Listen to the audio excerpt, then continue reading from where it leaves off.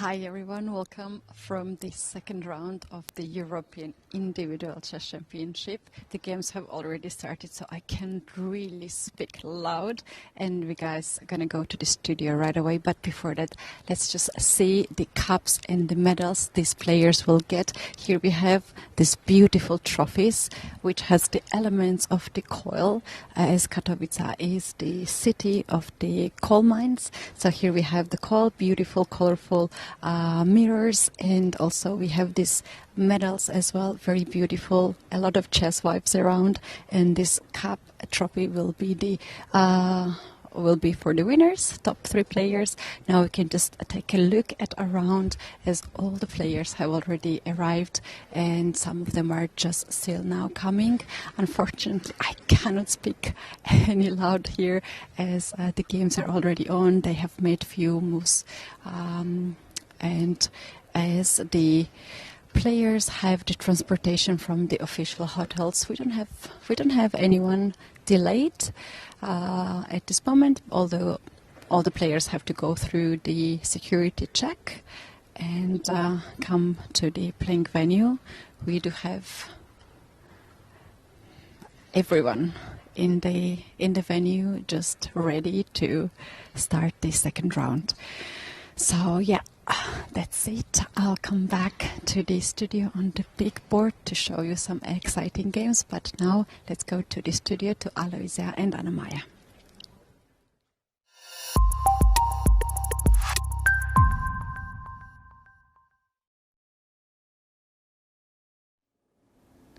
Hello everyone, welcome from the studio. I'm Grandmaster Aloisia and I'm accompanied as yesterday with my dear colleague, Anna-Maja Kazarian. Anna-Maja, welcome.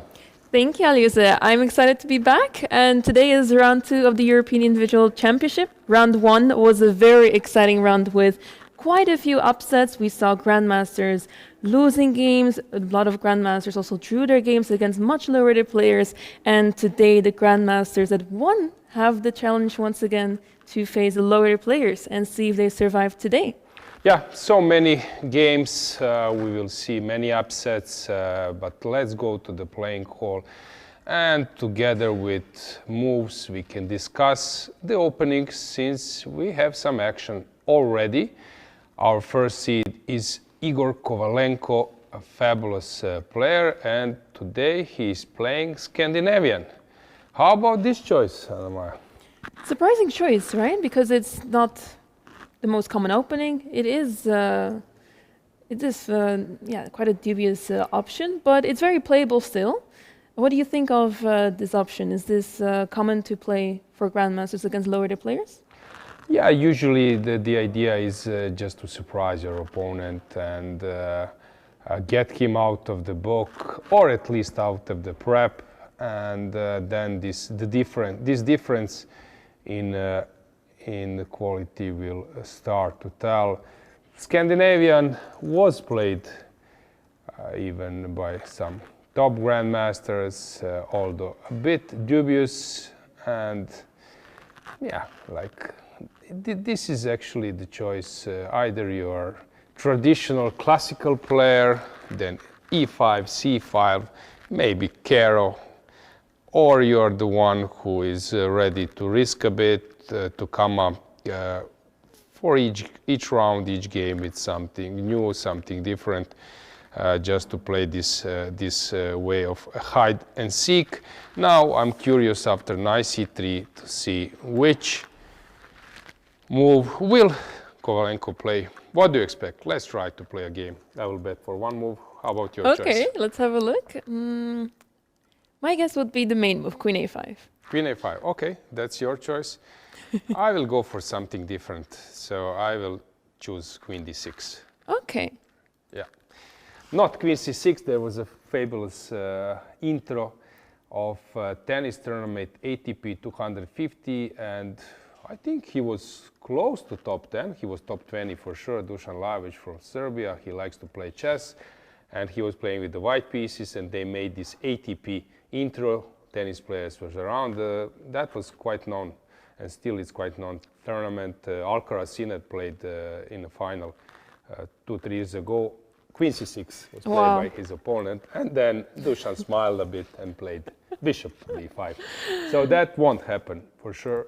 But That won't happen. yeah, I'm curious to see where will this queen land. Still, white is thinking, what else to do than nice c3, which is the most natural move, since, for example, I don't know, in Sicilian, when white plays c3, then black is ready to play d5, since after ed, queen d, knight cannot land on c3. But here, this is the most natural choice, and I'm not sure why white is thinking.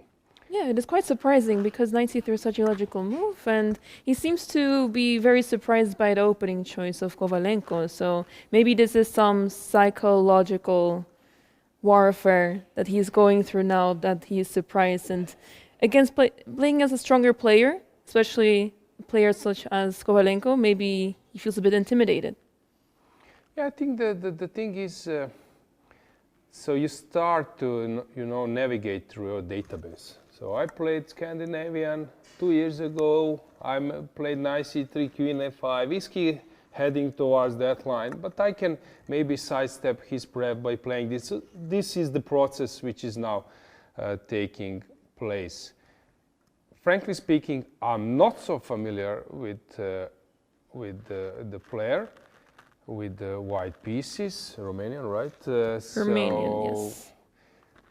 I'm curious, yeah, how far he can go in terms of like playing sharp chess. Maybe our viewers, guys, you can help us. Don't forget to subscribe to the ECU YouTube channel. You will be notified, you will be able to write in chat. We are having delay, 15 minutes, but we will try to catch up later and discuss some topics. So help us. Also, you can. Oh, congratulations, Anna-Maja. You just won the prize. Fantastic. Yeah, knight c3 and queen a5 has been played.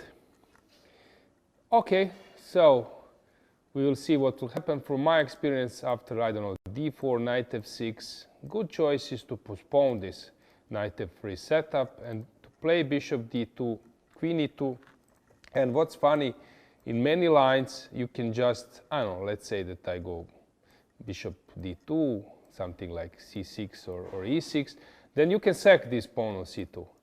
And it's never a good option for black to take it. And then you castle, and the point is that you are, sidestepping this bishop g4 stuff, and you can maybe start chasing also the bishop. Now, this is my piece of advice for beginners. Let's check how Grandmaster encounter. This is the first one, and I'm not sure how many we have. It for sure we will have some, since there are some players who drop their rating.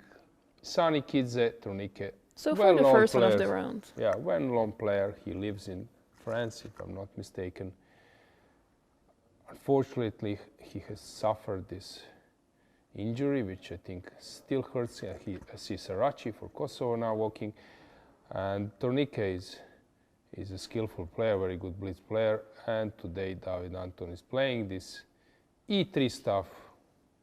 The idea is to sidestep some main lines of Queen's Gambit and some other stuff in hands of Rafael Vaganyan. I don't know whom else. It was quite challenging to play with the black pieces because he would just play b3, bishop b2. There was a famous game of which tournament it was. It was something like, how they played it. It was not rest of the, no, it was some kind of match, and he played versus Mickey Adams. So check that game where Vaganyan was white. He went for b3, bishop b2, knight e5. Then sacked the exchange. He made the rook lift, rook f3, allowing c4, took bc, dc.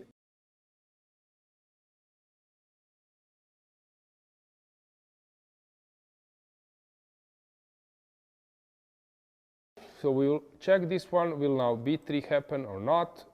In Deak, game versus Isik. We have Leningrad. Wow. Holland, the Dutch defense. I've never seen this in Deak's repertoire. Maybe I'm missing something, but yeah, it seems that he's going all in. And this is the thing I was mentioning, that he needs to sharpen his repertoire, being able to get a game. Especially against d4, it's such a solid start of the game. Yeah, and you cannot play all the games like waiting to exploit some subtle detail in 16th move after 5 hours of game, since after 7 or 8 rounds you will be completely exhausted. So you need to, play something sharp from the beginning, not much time, not many moves, take a risk a little bit, hoping that you will win game in less number of moves, and then rest a bit. What's your repertoire, Anna-Maja? What do you play against d4? Good question. In the recent times, I've been exploring quite a bit because, as you said, you don't want to have a very solid position, especially against the lower-rated players. So you want to have some life in the position. So I've been experimenting with the Nimzo Indian. I've played the Slav and also this d4 e6, c4 b6 stuff. So yeah, I've been playing lots of different things, but. Yeah, it also sort of depends who my opponent is, because if my opponent has some very crazy repertoire or plays very different things against, let's say, the Nimzo, then maybe I want to play something else. So yeah, it's always a challenge to figure out what to do against d4. As against e4, you get more open positions typically, so it's much nicer to play against e4. So what do you play against e4? You mentioned French as a possible option. Yes, I have also been trying out the Najdorf, but it is quite a big step to go to Najdorf all of a sudden. It's a lot of theory, especially nowadays. So yeah, I'm still testing the waters, but I also try to diversify my repertoire because it's very important these days. With all the preparation possibilities, it's very important to have at least 2 openings available to play at all times. Yeah, I started to play Najdorf. Actually, that was my concept, and I invested. There was a great book by Kirill Georgiev about the Najdorf, but the thing is, I never dared to play it because I started with those bishop g5 lines, and it was horrible. Also, English attack lines, and somehow I have it in my notebook, but never tried it. Yeah, it's really, as you said, a statement to start playing Najdorf. There's so much theory to it, and we will also see, I see an overview that we have a game in a Najdorf on the top board, so we'll get to that very soon, and it's looking very interesting. Okay, let's check the next one. This move is directed towards e5, since now after e5 white takes, and you cannot retake with the pawn. Let's check board number 4. This is this Catalan stuff, g3, bishop b4, knight d2, sideline a bit, and another sideline usually after bishop g2. There is possible also to go c3 stuff, or b5 even, but here, usually I think that they go like this way. So it's very sharp. Yeah, and then I don't know, after knight e5, you can sometimes even sack on d4. You can also go knight d5 in some points, but please be careful that after queen c2, don't go to castle, because sometimes after knight g5 you cannot go knight d5. Or let's say the main trick would be, for example, this, castles, a4, you go c6 and then takes, and after knight g5 you cannot go knight d5 due to the checkmating threat, and you need to surrender this a8 rook. So these are the tricks known to Catalan players. a3, interesting concept, and now takes, knight c6, and black has many options to come up with the bishop, trying to play e5 at some stage, sticking to the pawn as well. Knight can go to a5 at some point if bishop goes to the other side. Either you like it or not. This is typical, but Suleymanli is very interesting and entertaining player. And he went for this e3. Interesting choice. I guess he was forced to defend the pawn d4 because typically once you play g3, you don't want to follow it up with e3, right? Yeah. So let's take a look at the next game here. Chant is not taking control of the center just yet. I wonder why, because White has this London setup, but Black has this very different setup with the bishop on g7 that is not really doing much as of now. So what do you think is Black's approach here? Okay, you usually play in this position b6, bishop b7, knight d7, Sort of queen e8, and then trying to push e5. This is typical what you do. White is saving his bishop from knight h5 stuff by playing h3 and then returning to h2. Also, it's possible to play c5, knight c6, then to take on d4. Frankly speaking, I played so many blitz games, so many classical games in this line that yeah, I'm now even bored when I'm playing this, since I know many things here and White is super solid. What to do? How they say, you need two for tango. If White doesn't want to risk and go for it, it's quite solid. I'm always joking. There is only one actually thing which could be painful for White when after retreating the bishop to h2 on a safe place that you blunder back rank mate. So let's see how is best Polish player doing.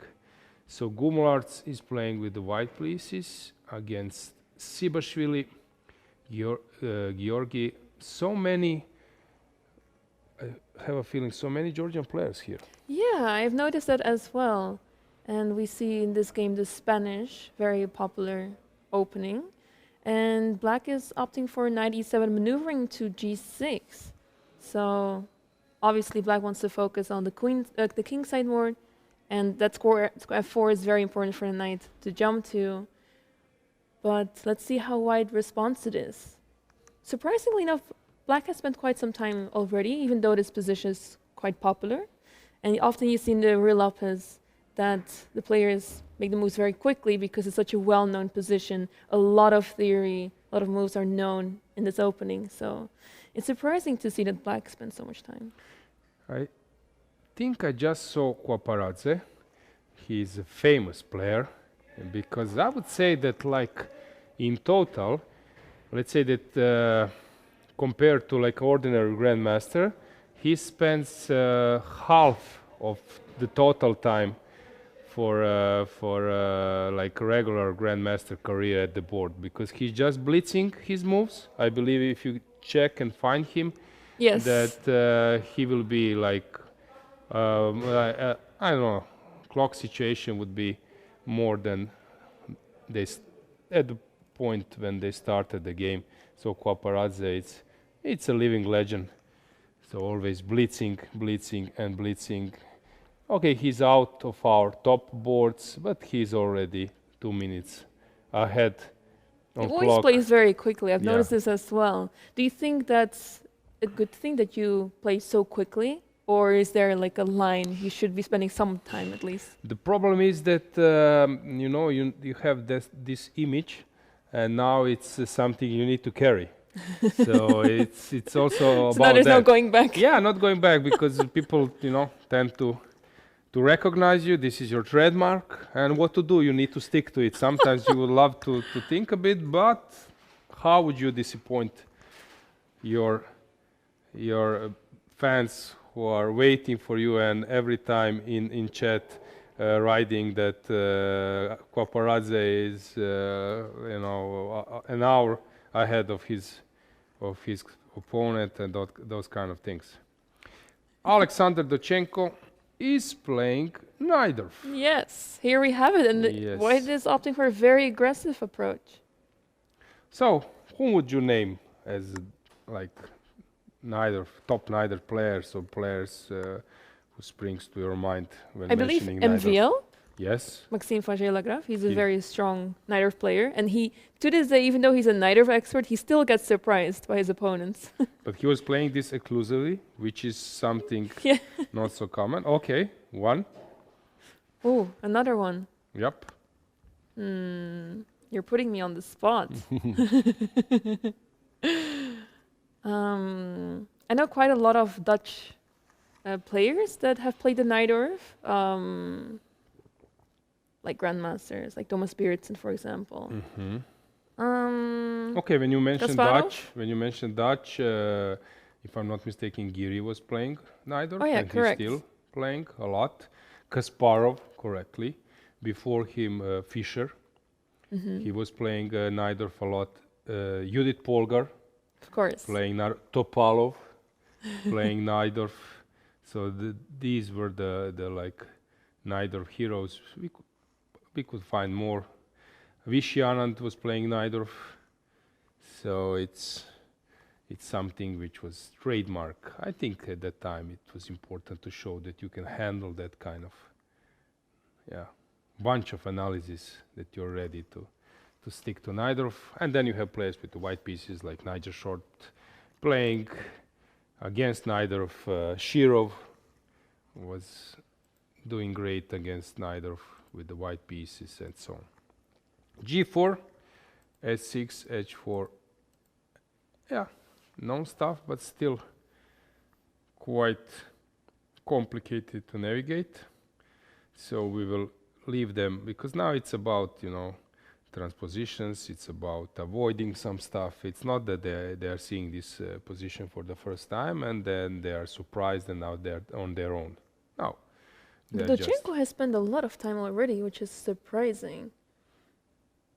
This position resembles the English attack, but White has not played move f3. So I wonder what the difference is here. Difference is when you push g5 at some point, then the knight h5 is not coming, which sometimes is a route for the knight.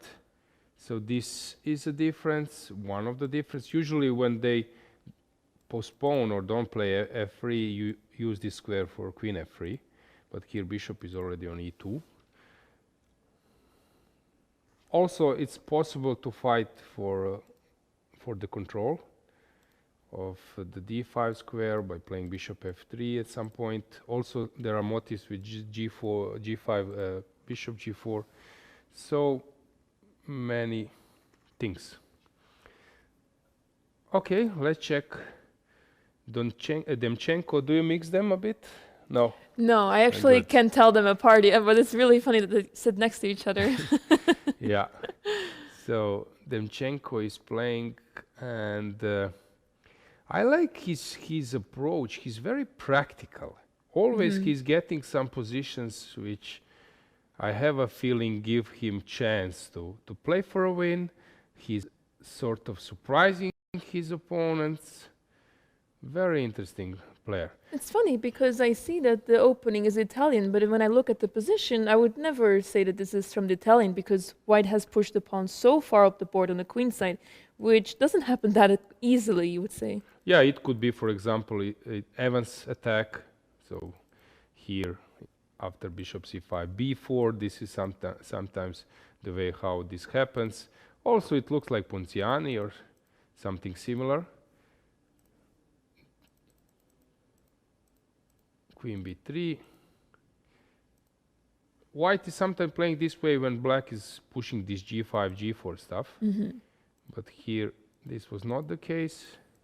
Still, also fine for black. I'm not so familiar with the black pieces player. So anyone is more than welcome to provide us some info. There are a lot of IMs. I'm more used to GMs since I'm commentating many events. He's actually a young player, 19 years old, from France. So big talent and has been making quite some progress. But he's been hanging around on the 2400 for a while now. Then we have Ediz Gurel. The thing is, he's very young. Ediz is 17, if I'm not mistaken now. 17, 18. Yeah, and he's sitting on this rating 26-35. He was 26-60 if I'm not mistaken, then a little bit less. So his progress, he stabilized, but he's not making this stellar progress like Yagis is doing. At least last year he did finish in the top 10 of this tournament. So let's see if he improves that performance this year. Yeah, last year I think that he won very important last round game. Against Alonso Rosen. Yeah, and that game actually secured him qualifier to the World Cup.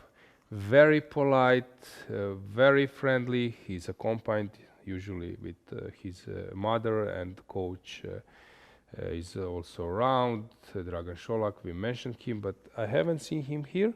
So probably Dragan is in Turkey working on distance. So greetings to Dragan, very good grandmaster from Serbia, but for 20 years in Turkey, living there, got married. And Ediz is so nice to have him in the studio. He comments, very polite, so hopefully we will see him here in the studio. And today he's playing something, yeah, classical, something still unclear what will happen, so he's thinking. Then we have a young player from Serbia playing with the black pieces, and I'm versus Martirosyan. Martirosyan was 27-20, something like that. That was his peak rating. He's struggling a bit, but very good and very strong player. Mainly he was playing d4. However, in this tournament, e4 is on the board, which is not so common for him, but yeah, at some point you get fed up. What was his peak? 27-10, 27-08, yes. Yeah. So very good player from Armenia. Then you have Jonas Bjerre, who is, I think, coming back to his best chess. He's having always good positions, and today he's sort of heading towards this hedgecock position, although they say that for hedgecock you need to have bishop on e7. Without this bishop, if black parts with this bishop, then it will be very tough for him to organize this hedgecock position, and he will need to go for d5. So probably that's the plan. Yeah. So it's a bit strange, and since here after in this line you move on, you don't take. It's possible to take cd, but now probably he didn't want to go for something like d5, so he went for this hedgecock stuff, which it's a bit strange. So Jonas is playing this line.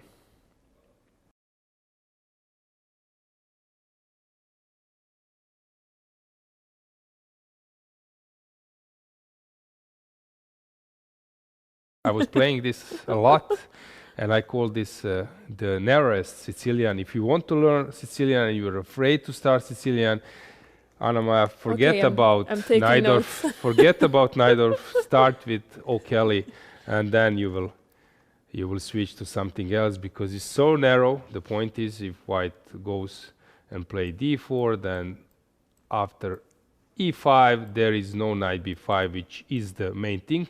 Usually white can go to b3, but when the pawn is on d6, and then this bishop cannot come out. With the bishop open, usually white is under pressure. So this is the point of the opening, and after knight f3, a6, you should go either c3, transposing to Alapin. I played against Peter Ač in one Hungarian league. I was better in the end. It was a draw. I played this line, sacking a pawn, which is a sideline. And c4 is something which is known. Rajabo was playing this. Then after knight c6, white is obliged to go and play d4, since if you go knight c3, black reacts e5, and now either you push on this side, which is not possible, then you need to make a breakthrough on the other side when your knight is on the way, while black can arrange it much quicker since there is no knight on f6. You know, sometimes even in this line of, let's say, e6, c4, knight c3, even here black plays e5 being a tempo down, so this is an improvement. So after a6, c4, knight c6, d4, cd, knight d, knight f6, knight c3, e5, knight f5, there is this d5 move, but also it's possible to play something like this, d6 and then g6 and other stuff. So bishop e2, it's a sideline, total sideline. I think black should go b5, but here black went for knight c6, b5 is possible, knight c6, which is also a normal move, d, cd, and now we are transposing to some lines, either e6 where bishop is on e2, which is not the main move, but also it's possible to play e5. This is Armenian encounter, and probably they know each other very well. Yeah, it's interesting, this sort of move order change, because now it's a sort of Kalashnikov, but then with the inclusion of a6 and bishop e2, and it feels like this is much nicer to play for black. Now white played knight f5, which feels like it's inviting d5. What do you think? Yeah, usually if you can play d5 with one go, if the pawn is not on d6 already, then it's fine for black. Although with the guys like Hovhannisyan, you're fine, but being fine against those players is not enough. Sometimes you will get into something technical. I don't know, let's say these kind of things.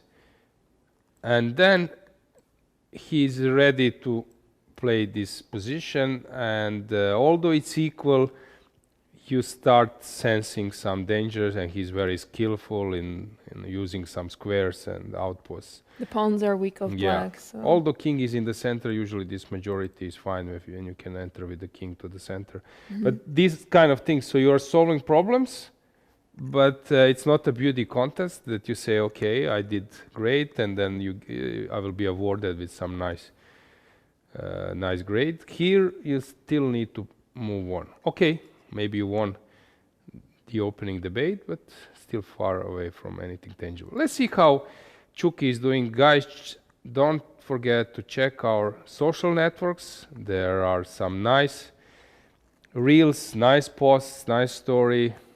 Stefana Milutinovic is our ECU press officer. She shot a nice video about Vasily Ivanchuk analyzing his game in the official bus. Yesterday's game blindfoldly, so it's cool. You're going to some game and discussing with Vasily the games. Red color today. Yeah, red versus red. Yeah. So who is having? But it's hoodie against the regular. The sweater. Yeah. So Vasily is known that he's playing like all lines which don't exist anymore. So Gruenfeld. Yeah, just maybe to explain to the viewers that Indians are all things where knight goes to f6, and then afterward there is a pawn push. So we have King's Indian and this Gruenfeld Indian. We have Nimzo Indian, Queen's Indian, Old Indian. So this is Gruenfeld Indian. If I'm not mistaken, Gustav Gruenfeld was his name. From Austria or Germany. Okay, at that time borders were different. So this opening, it's well known for some countries. For example, in Hungary, everyone plays Gruenfeld. Why? I think today is the birthday of Tamás Banos, who is a well-known Hungarian Grandmaster. Greetings to him. If I'm not mistaken, he's not playing here. So this is typical for countries.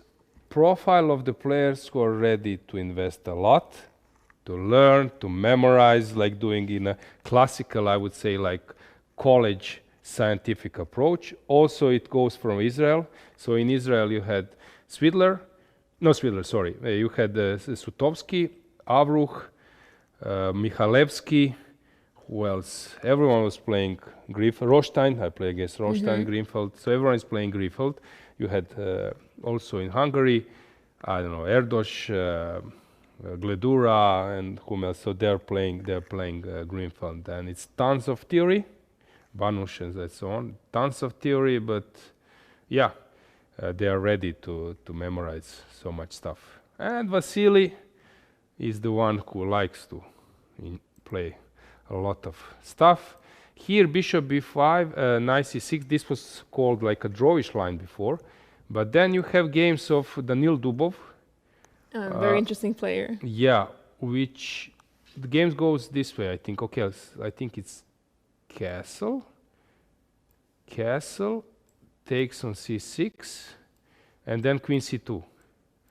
I think this is Dubov's idea. Something like that. And then he plays this line with the idea of f4, f5. You have this game of, of Danil Jufa at Prague Festival, Challengers Group, where he won against Juziner, if I'm not mistaken. So this is and you know what was his comment? If Dubov is playing this, there is something. I see a lot of games played by Dubov, indeed. So, but in my time, this bishop b5 20 years ago was the way when you want to make a draw in Gruenfeld. Wow. And you're playing, you're 2460 and you play against 2600 and you want to make a draw. This was like the most liquidating line.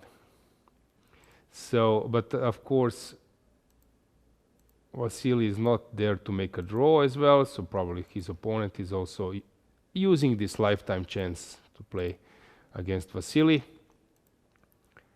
And now rook e8 or bishop g7. I was always happy to play this type of position. h4, h5 is coming. When there is no knight on f6 and there is fianchetto, always this alpha zero style h4, h5 is an option.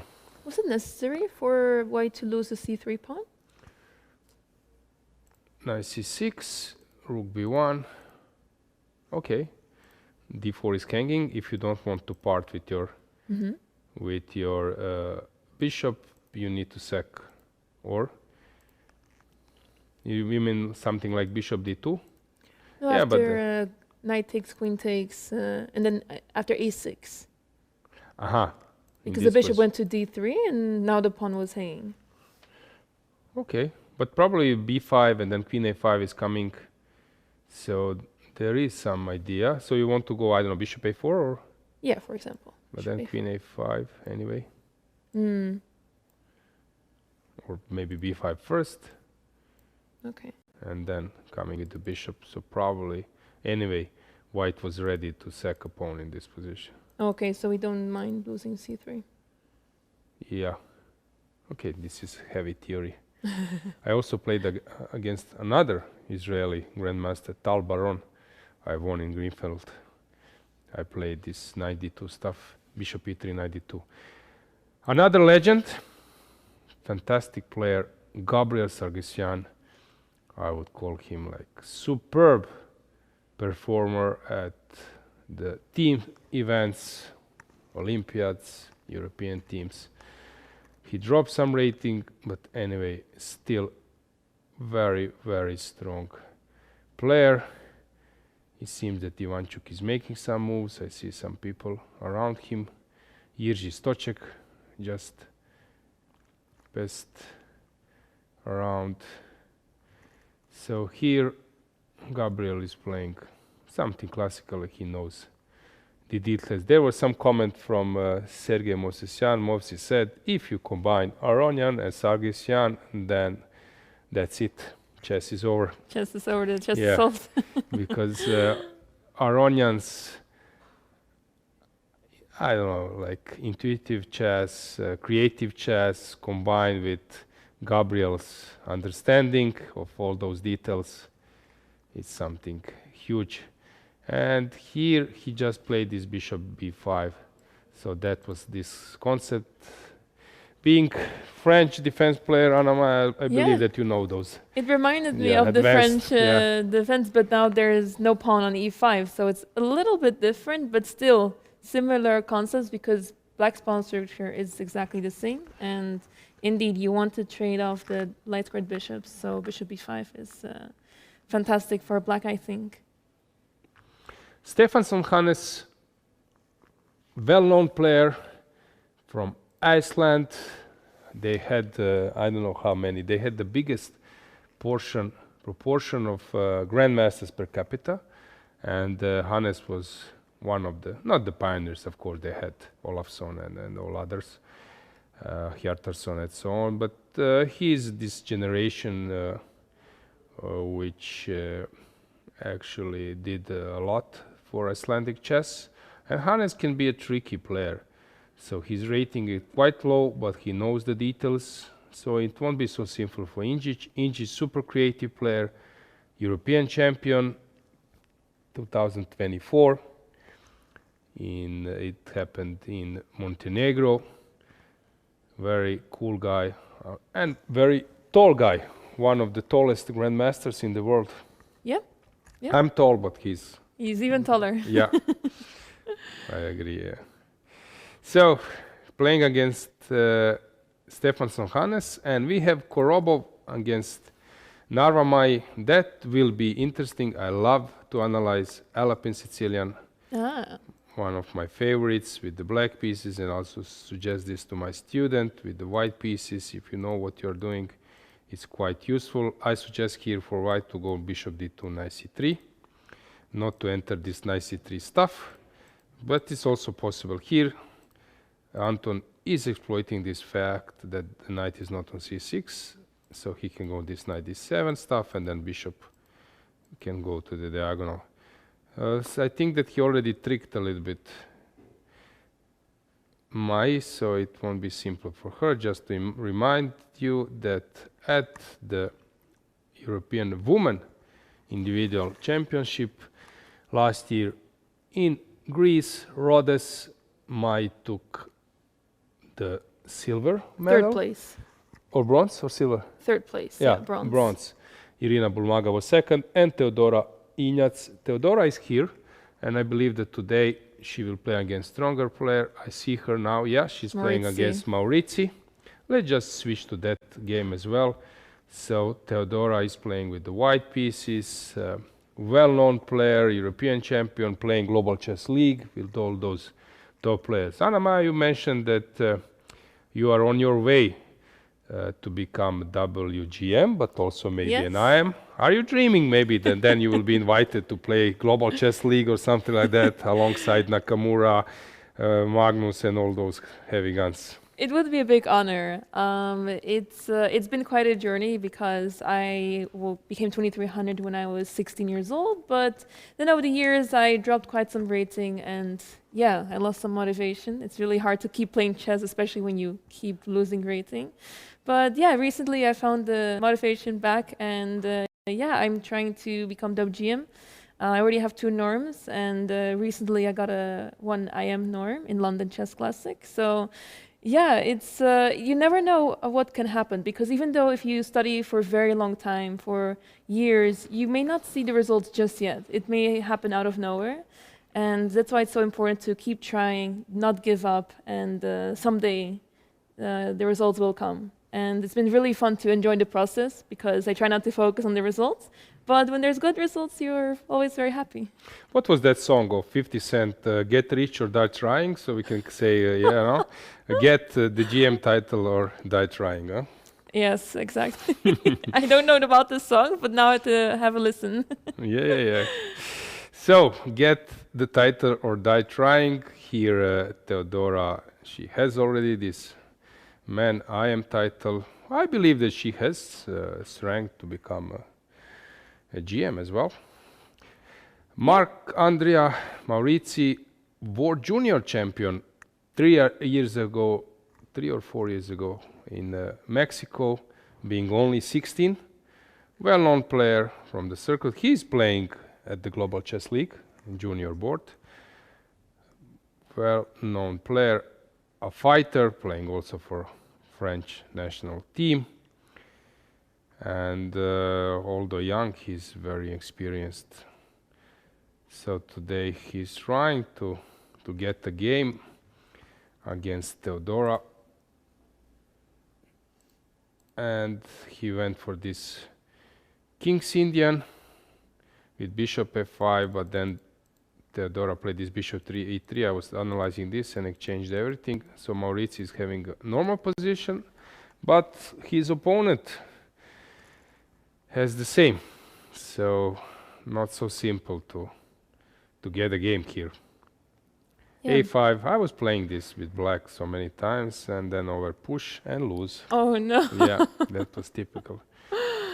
So you wouldn't be happy with the black pieces now? No, I'm happy. I have a normal game, but now the problem is either you will make a draw with the black pieces You're and not play happy? yeah, or you are trying to keep the game alive, and while keeping game alive, Some things might happen. Yes, you are making some concessions. It's not so simple. It's a really good strategy actually with white to have such a solid position and wait for your opponent. What do you want to do? Because black needs to push if he wants to win.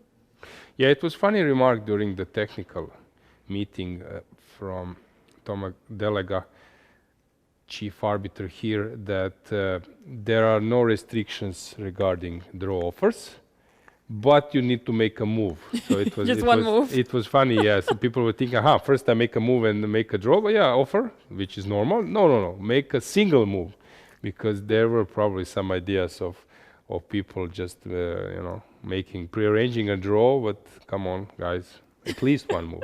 At least one move, yeah. So let's see how Jaime Santos Latasa, well-known blitz player, is doing. Yeah, he's having a good position and he's very skillful in getting a game.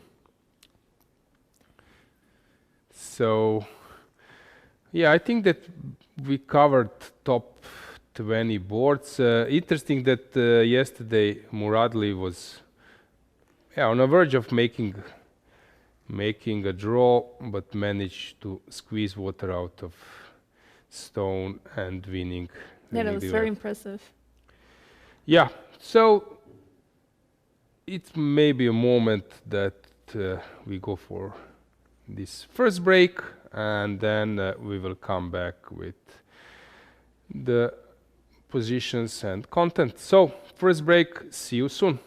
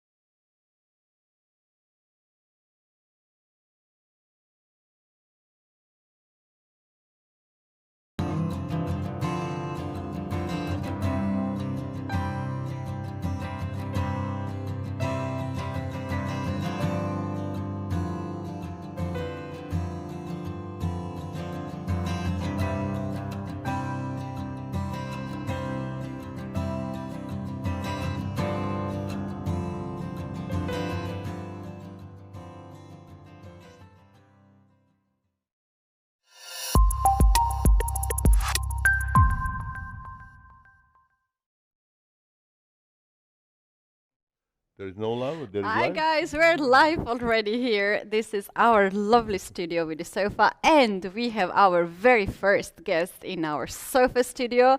And of course, it should be the president of European Chess Union, Mr. Zurab Azmaiparashvili, who's also the Grandmaster. Hi guys, I will do the same, why not? All is good. All is good. We have a fun. This is live. We are not Yeah, recording this is together. live, and this is live, and this is live also. You know, why Yes. not? Why not? If you can do it, then probably I can do as well. Yes, yes. I'll yes. try because I like how you did. Oh, thank you so much. So, what do you think? How do you like our studio we have? I like here? your studio because you know it's very flexible. It's a huge and nice, you know, and it looks like this very professional people are working here because we are trying to enter it from the door which should not be used for entries. We understand we can damage something here. Thanks God that nothing was damaged, but you know, congratulations, it's a great studio here. Yeah, yeah. Not many times I see the great studio, but here I like it. Yeah, I agree with that. I agree with that. We have such a nice space, and here we are in Poland, in Katowice, and we have the most important tournament for European chess players, European Individual Chess Championship, and this is the way how the players can go to the World Cup, right? So let's talk about the importance of the event. Well, you know, let's start from the last point. Of course, this is a qualification for FIDE World Cup, but don't forget that first of all, this European Individual Chess Championship, and I believe that most of the players coming here, they are dreaming about the title first, and then about the qualification spot. Qualification spot for those who are coming seriously to fight for this, it's like the parallel event, which they should get it. So, but the main target, I still believe that becoming the champion of Europe, it's prestigious, as well as to have battles here, and that's why we have a unique opportunity here to witness over 500 players playing this tournament here in Katowice. By the way, I would like to mention about the organization of this event. Looks like Polish organizer, they are keeping the level which long time ago they declared that European championships here in Katowice, especially we are talking about Katowice, you know, that it's a always high level. I appreciate very much my good friend and your good friend also as well, Lucas Turley, for this, because in Katowice he's doing really amazing things, and of course, as the president of Europe, nothing to say except thank you, Lucas, for what are you doing here. So, Katie, let's also speak about the people who are helping. Yesterday was really impressed that with our honorable guests, including the mayor, of course, of Katowice, who were here, and I understand how many people are involved, how many people are helping to have a successful event in Katowice. And I can tell you like this, that Lukasz is a lucky guy. Yeah, I'm not such a lucky guy. We have a lot of people also in Georgia, but when I see the sponsors here are much more. Yes. Yeah, that's true, you know. Yes. To add a little bit more, we're really blessed. I said we because myself I live here already for 6 years. Yeah. We're really blessed because a lot of people play chess, and sometimes we have these weekend tournaments, and we might have the vice president of a city playing himself and competing himself. So this is really nice. No, influential people. I mean, who are really making the wager for the next days. So they're playing.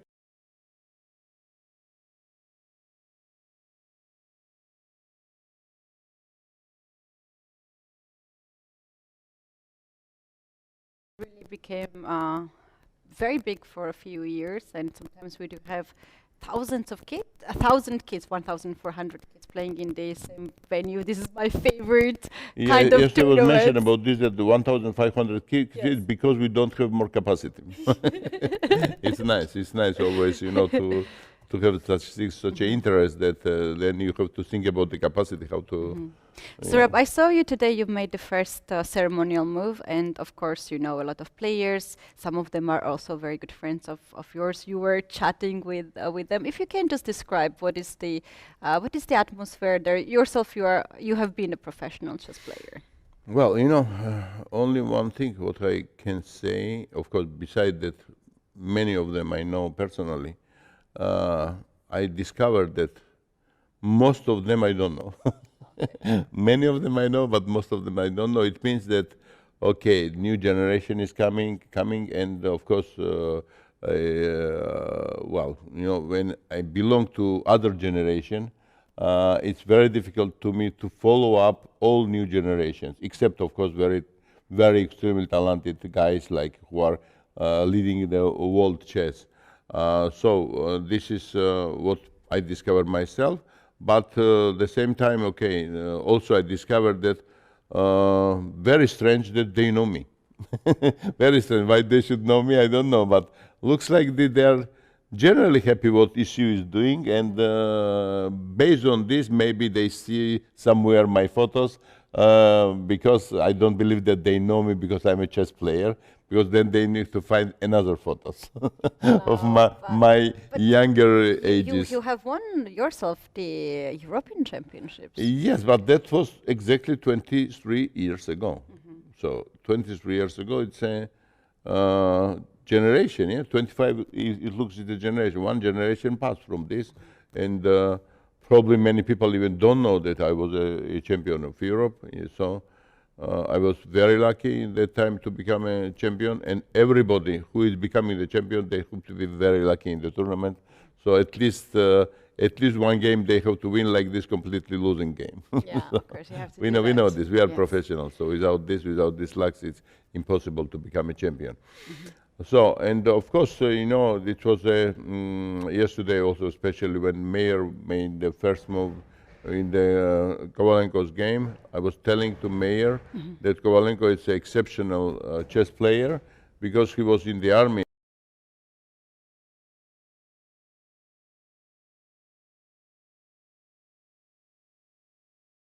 Again to continue to play chess, and you know, when I see such a guys, you know, I understand that countries have a future and chess have also a future. Well, I can't agree more with that, Zurab. And last time he was playing at the competition was in Batumi. Yeah. And he was amazing. We enjoyed myself. I was doing the commentary alongside with Aloisia Jankovic, and we were enjoying so much his games and his play. And we had a little chat because obviously we have seen a lot of photos when he's sharing from the war zone. And he mentioned that he can only use few days to travel abroad. Because the current situation, and we just asked what is his next event, and he said like I'm going to use some of my days for Europeans, because as you mentioned, it is prestigious tournament. It's a title here, it's a prize fund, and also the way to go farther and farther. So happy to have him here as the first Ediz, but we also have Ivanchuk, who is a legend of chess. Yes, of course, he's a legend of chess. I just met him before starting the round, or maybe even during the already starting, and I congratulate him with a success in Alicante tournament, where Kovalenko was the winner and Ivanchuk shared the third place, which is very good, and he's showing fighting spirit, which is very important. Of course, now Ivanchuk, once upon a time, can become a world champion. He has a talent for this, for everything. He was unlucky, don't become, but he's a great history of chess, and we have to respect him. So this is all this situation. We are okay. I believe that the European Chess Union is doing maximum. That all people, all chess players, what they need, they will satisfy their needs. Okay. Yeah, talking about all people being included to the event, we also have very special board, which is set it on the last board, and we do have this camera as well, and there is this very special person for Polish chess community, international master Łukasz Nowak, who could not come to the playing venue, and he's playing from home.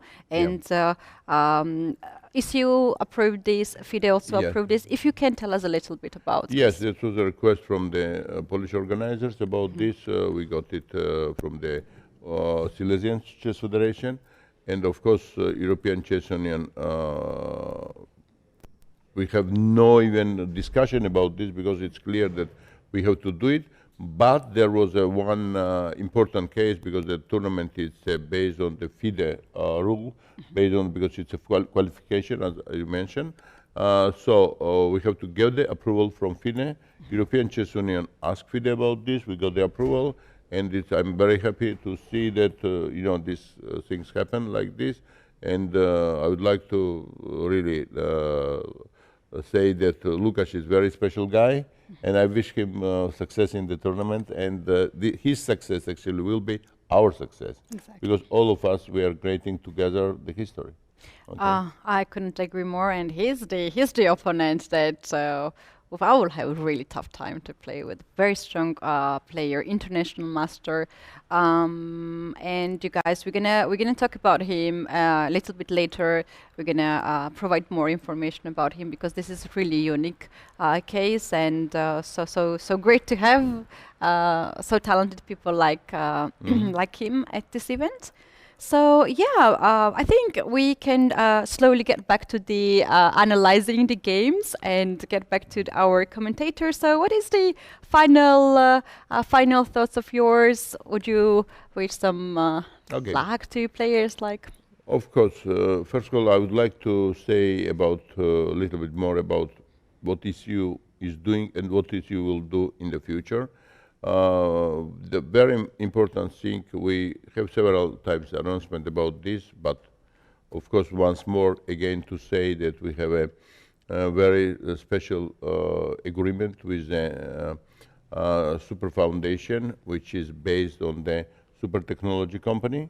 We have already launched the tournament for next year, which will start 2nd of February and until 10th of February, because you know that we are looking for a calendar, and we very carefully with FIDE, because from next year new tournament is coming. As everybody know, the total championship will come, so that's why we fixed the calendar with FIDE, thanks to very good communication between our General Secretary and Todros Georgopoulos and Emil Sutovsky, and we find this calendar, and 10th of February will be in Bucharest, the European Super League, which consists 8 teams with a prize fund.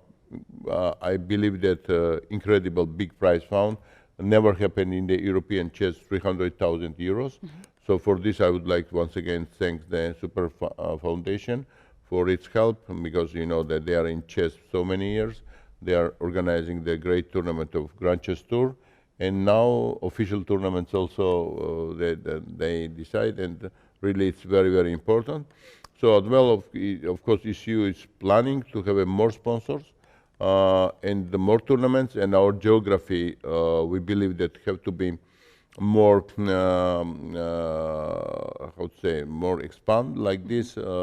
Our target is to organize many tournaments. By the way, I want to like to say, when Katowice got the tournament, it was partly my personal decision, which was discussed by ECU board, because we have also a challenger Spain, which is very important chess country. We decided to give to Katowice, and I believe personally that it was the right decision, and the tournament organizer proved this. But we are very lucky that Spain is becoming on the picture of the future tournament of the European Chess Union, as well as Italy. It will be important to involve. My priority will be also France, and of course to keep the same line also have a Turkey, great chess organizer country, Greece as well, Mediterranean countries like Albania, Montenegro, to keep all this. And we believe that our geography, will go more and more, and that's what truly until today was missing, that many Western European countries have to be involved, and this is our target for the future also. Yeah. That will be fantastic, even though we have so many events, as you mentioned, even this year and next year will be so booked. This is so good for chess fans and the chess players. There will be options they can play, and there will be no day without chess for chess fans. So this is fantastic. And of course, about European Super League, I would like to apologize first of all in front of our ladies, because we will start individual, club Super League, but we're thinking about this, how to involve also European Women's Super League. This is very important, and I have some promises, and I hope that I will be able in the year of 27, beginning of the year of 27, to sign the contract, also to have a Women's Super League. Oh, that's that's I love very that. important. I promised our ladies, and I will do my best for this. I love that. I love that we're gonna keep this in mind, and hopefully we're gonna see more and more. But ladies really, my definitely. apologies that I was not successful to have in parallel now. Well, thank you so much for joining Thank you, us thank in you. this studio. Thank to you. And once again, I want to use the floor here to congratulate the Polish Chess Federation with the centenary anniversary.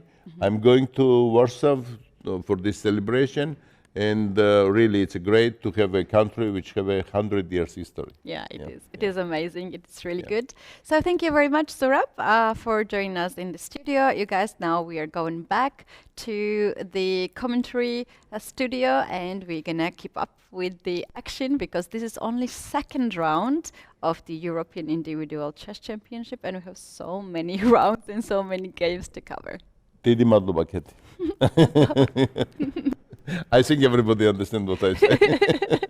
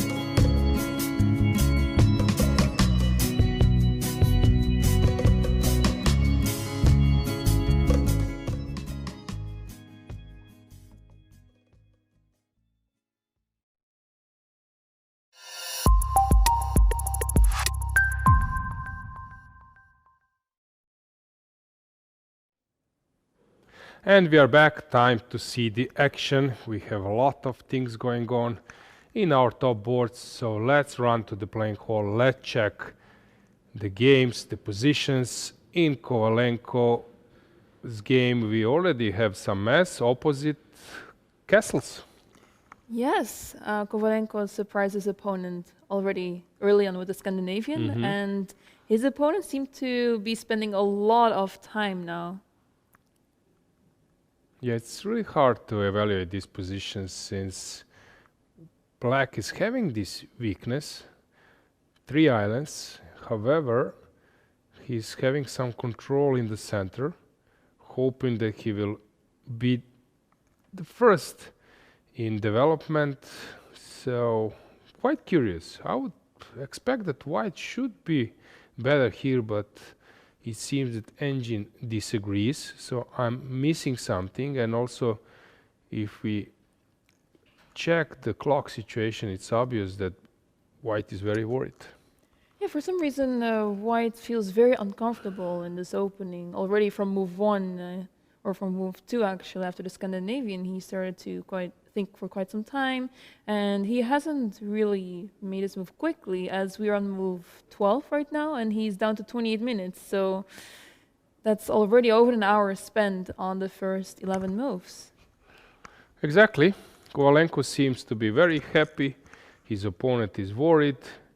I saw, by the way, since now candidates are in limelight, I saw former candidate Abbasov. He's playing here, if I'm not mistaken.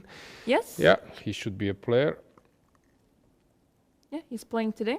He's on board 25. And he's facing local player Bartolomiej Turski.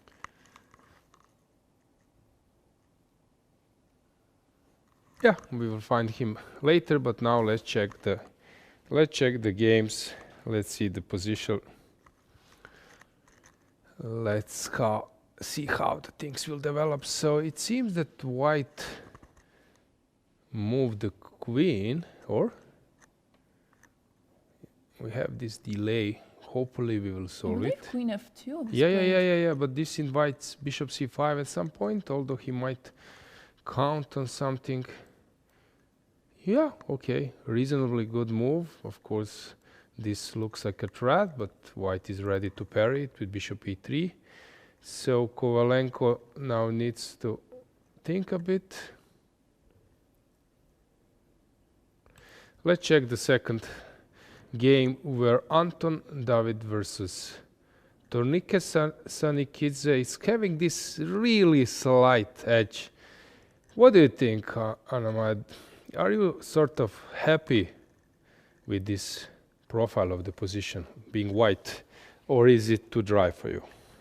I think it's too dry, because when you have those hanging pawns, you kind of want to have an attacking game. But trading queens, the pawns get even more vulnerable on c4 and d4.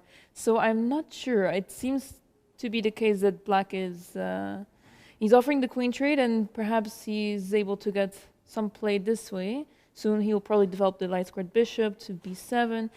I would be happy to have the black pieces here. Okay, fair enough. I would still stick to white pieces, although it's a bit drawish. I agree with that, since not many pieces left. Yeah, however, I know some players are really enjoying. We can name one who would be super happy with this.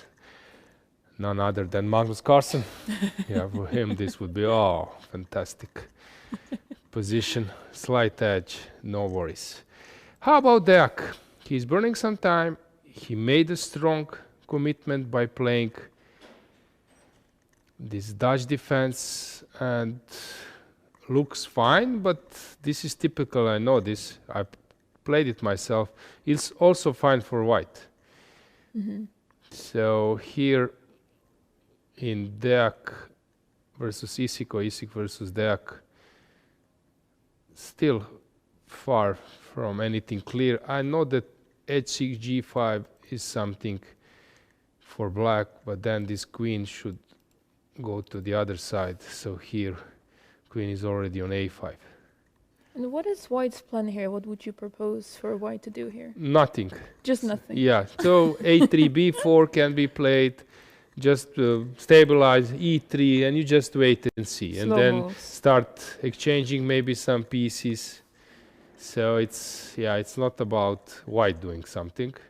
It's about White waiting for Black to do something. Mm-hmm. Okay. Let's go to Suleimani's game, because there we have a mess, but this mess seems to favor White. Yeah, already early on it seemed that Suleimani was in a comfortable position. His opponent was spending quite some time, but yeah, what is happening here? Because the pawn on e5 is pinned, so you can't quite move it. But this knight on g4 is stranded on g4. I'm not sure what it's doing there. Okay, let's try to calculate. So which are the candidates' moves? My queen is pinned. I can move my queen. This is something. I can maybe try to stick to my pawn with f4 as an option. Mm-hmm. And also I can sack maybe something, but I don't see that e6 is benefit me. So also possible to force Black to take with the knight first, but probably this just favors him. So I was think about making this f4, which is a move, it's a commitment. Other way around, e6, I don't believe in this move. Mm-hmm. Taking with c4, quite a natural one. And if White is better after each move, f4, bishop c4, these are not the best move, but they are keeping the edge +2. That means that now Suleimani is searching for the best move, and it's possible to find it. When you have two safe options, you can dig a little bit and find this best move. Who knows, maybe some stuff like h4 is best. This is typical in those positions. That Yeah, it seems to be concrete if situation. you have this kind of stuff, and I propose it myself, and it stands the test. Of course, it's much easier when I'm armed with engine bar. But anyway, my feeling is that I can find this kind of move having enough time on the clock. If f4 is good, bishop c4 is good, h4 is something Suleimani will find, and I believe he will be the winner in less than 15 moves. Yeah, it seems to be the case that something went wrong in the game for Felix, because his pieces are not coordinated well. Bishop on state is not developed, the knight on g4, it's unclear what it's doing there. Yeah, we can actually check it ourselves. So he played bishop c4, maybe not the best move, but second best. e5, possible.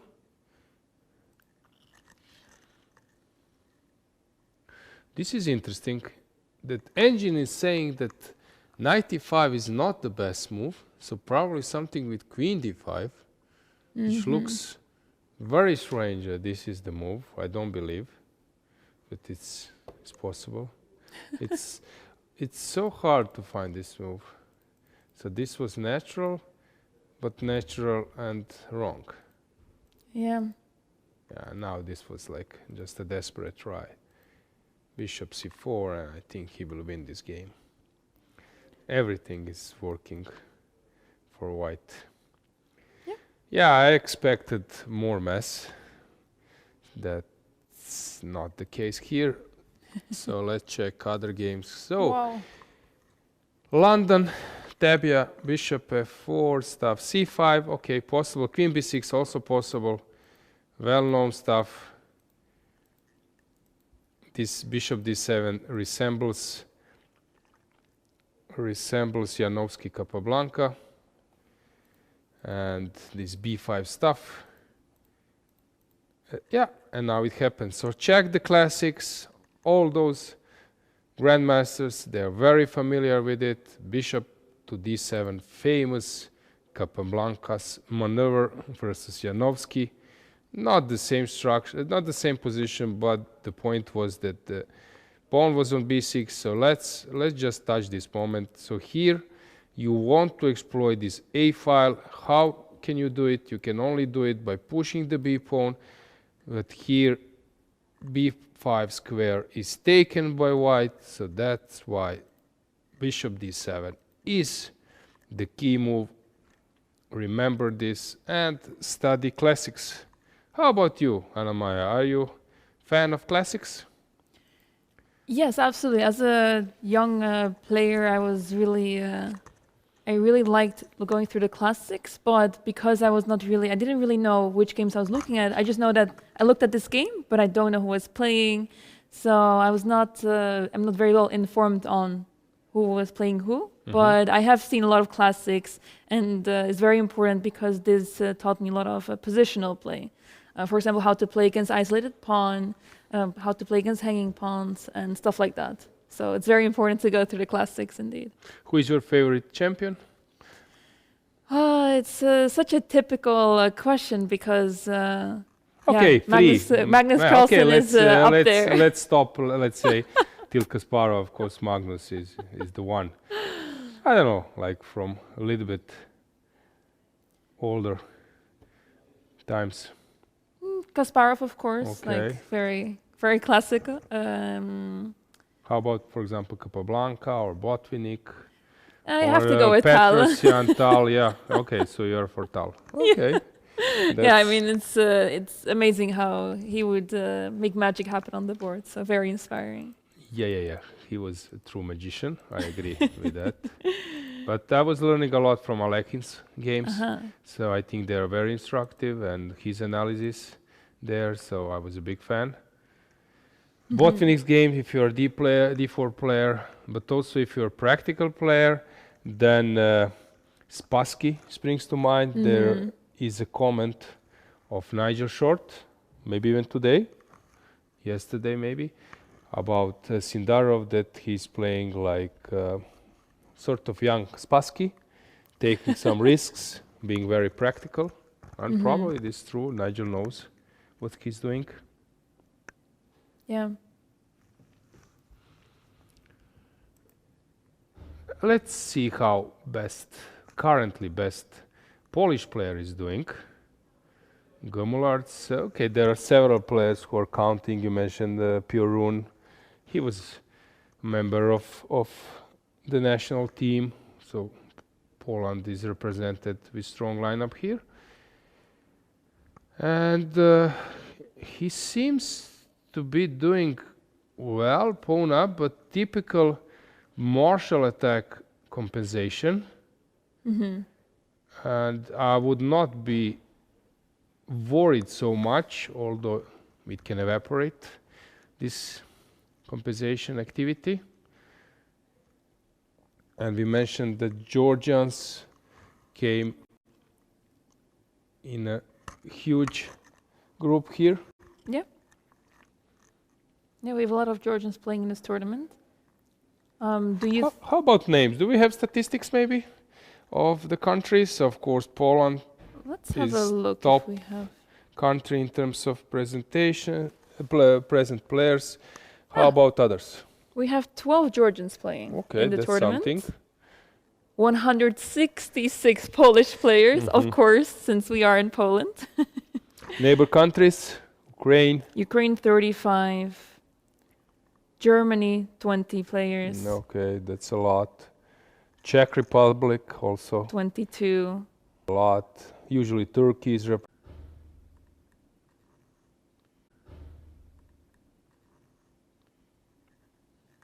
If you go rook c7, probably knight d5 coming, and you take, e takes, d6, pawn will be pushed. Yeah, not an easy task. So how do you defend? So after knight e3 and targeting b7, you can go to b8, which is probably better option. Maybe you have knight c5 instead? Okay, that's also possibility. Now we need to calculate all those knight d5 stuff, taking with the rook. If I go knight d5, you cannot castle, do to the fork. If you take, rook takes. If you take on e4, b7 is hanging. So black needs to find a move, maybe bring in the knight g5. And who can put some pressure now? I don't believe that b4 is a move because c3 is hanging. I can play f3 for a moment and probably the game will take this course. Yeah, it's surprising that white has such a big advantage already early on in the Najdorf. But without the dark squared bishop, there's a lot of weaknesses in black's camp. So the knights are able to jump around quite easily.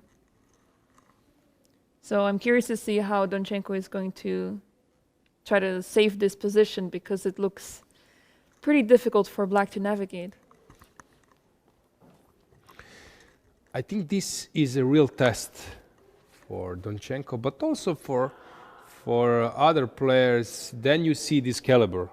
Sometimes I have a feeling that when I'm having a good position, then I can play 2650 level, but in this kind of position, not many players can find a way how to keep the game going and how to stay with some chances. +1, +0.8.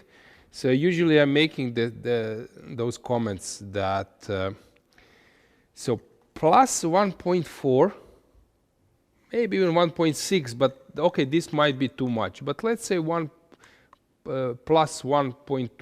+1.4.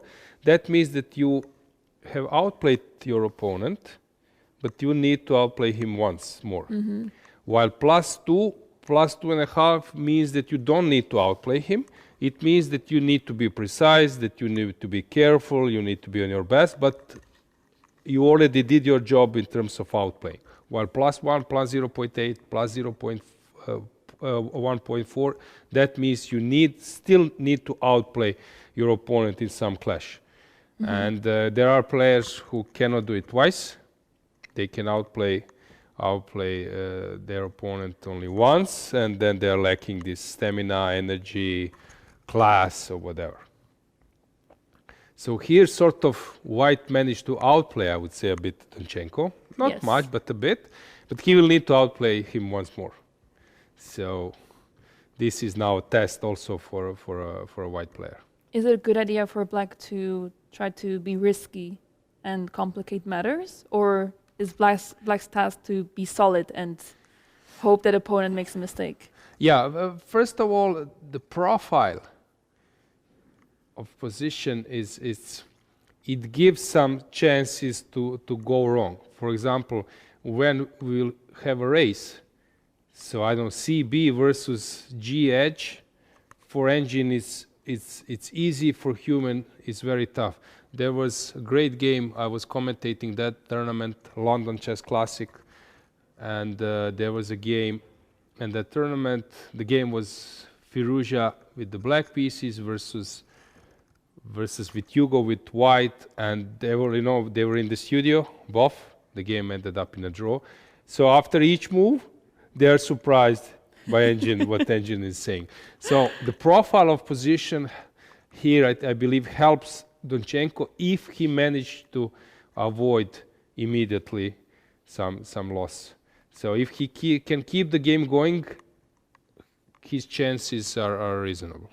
But he needs to solve that, that he ended up in, as I said, in some kind of material loss or something. If he managed to hold for a moment, then white needs to, as I said, start outplaying him by pushing pawns and so on. Then he can.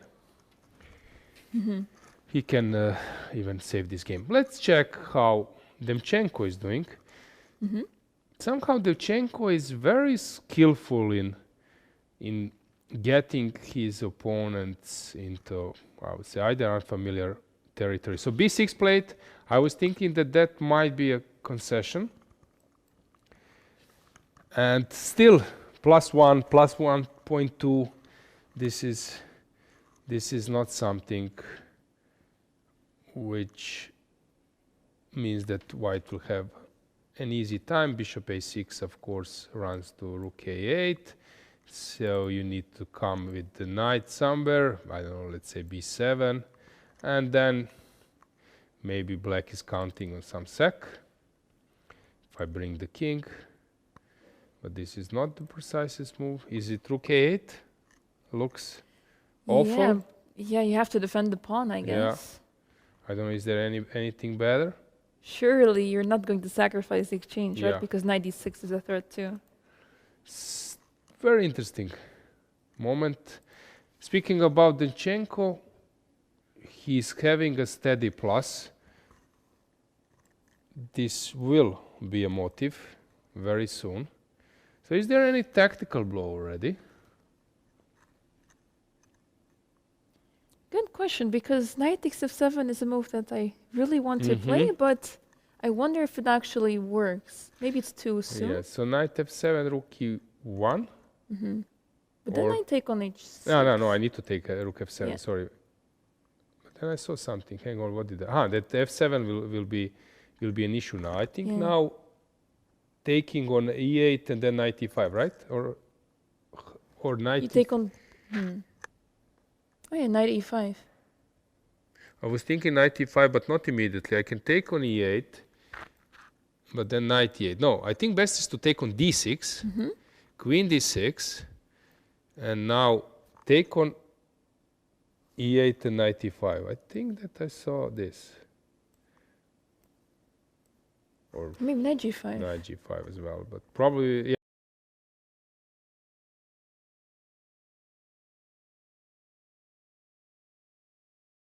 move, which is not simple. Okay, maybe something here will happen later, but I cannot. What happens after bishop takes f4? Okay, good question. Because the king has some escaping squares. It's not checkmate. True.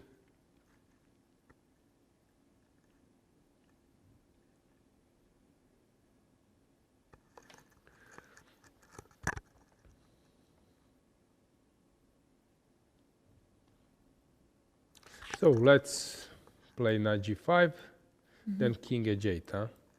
Oh, sorry, what did I press? Hang on here. So bishop f4, not so simple. Okay, knight d6 is possible, of course. You can always take the exchange, but then it's two pieces against the rook. Which is not so appealing. Yeah.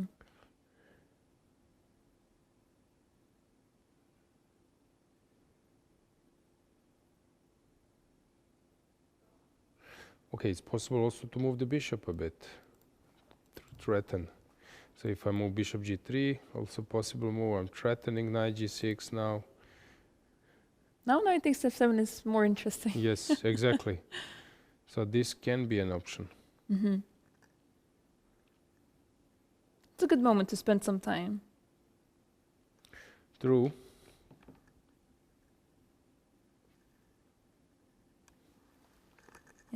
Maybe we can take a look actually at another game. I want to take a look at the game between Jaime Santos Latasa against Jakob Fuss on board 17.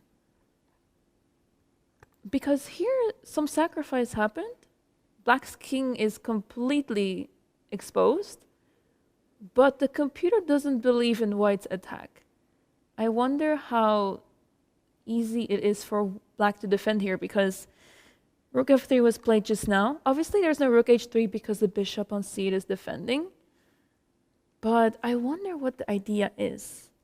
I guess white is trying to play rook g3, threatening checkmate in many different ways. So I would say that you need to defend this with bishop d6. I wonder what white has in mind here. Yeah, good question. Is now the main question, is it possible to keep the game going? Usually the concept is, if you cannot deliver a checkmate, you should bring your pieces. So can somehow, in ideal scenario, white bring this rook or knight from c3? So let's say that we start with something like 92 at some point. But okay, what will be the black's move? I think bishop d6, because you have to stop rook g3, right? Okay. Yeah, because white is down 2 pieces, which is a lot of material. And if you don't have a clear plan yet with the pieces, then I'm not sure if it's enough. I wonder if there is a moment that white might settle for the draw, even though it's still out of reach just yet, because obviously black is not going to make it.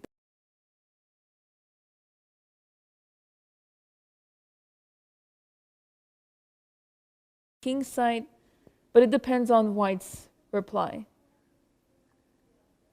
We see that Jakub is still thinking about his move, but I think it would make sense to stop the rook g3 move, because I don't see a better move to stop this huge threat.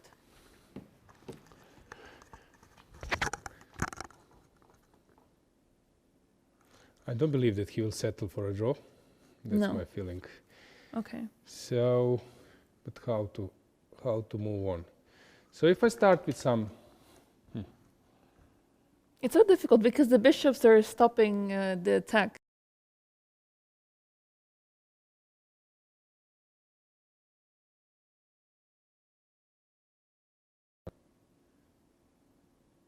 maybe just knight. No, knight I cannot play. Very complicated position.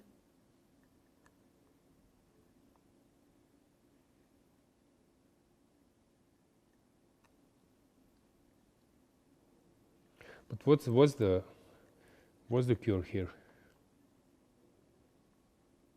Queen e8 or what? And then queen a6.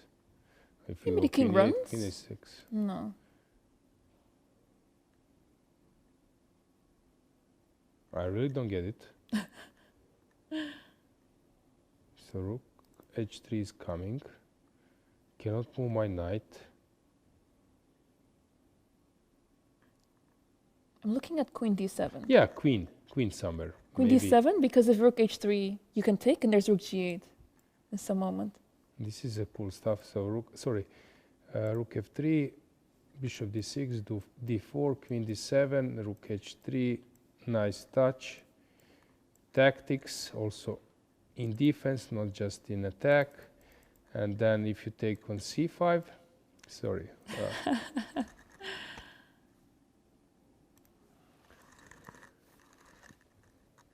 No, I was thinking queen h. I don't know if queen h7 is enough. You probably have something more here. Okay, not taking anything. Maybe just bishop e5. This is enough, I believe. That bishop is a monster on e5.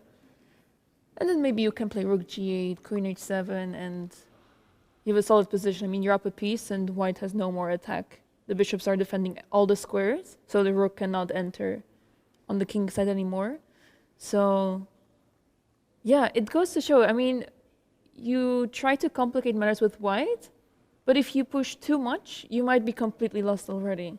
So, for now, it's black to move, so we'll have to see what black decides to do here. But I'm more curious about what white's plan is, because it can go wrong very quickly if he doesn't settle for less than winning the game, since he's down 2 pieces.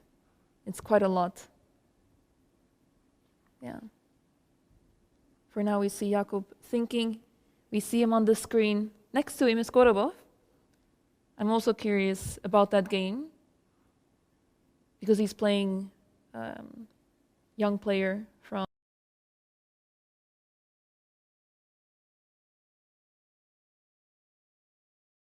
Jakub is going to take some time to think about his move.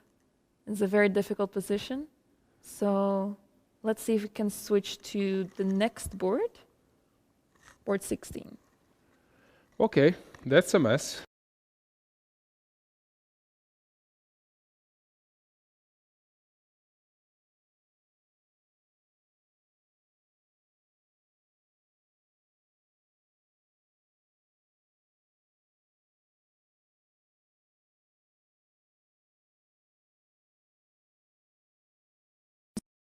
doing. Not many pieces around the king.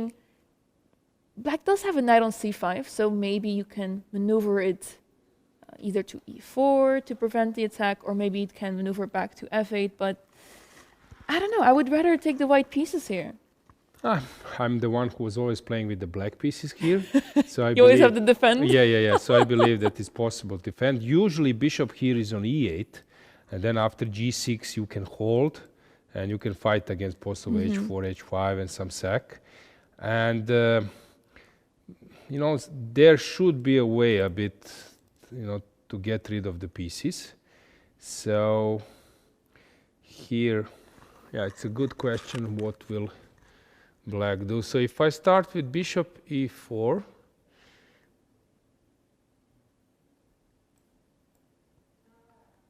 I think that then the whole attack is sort of... Already? Yeah. Wow.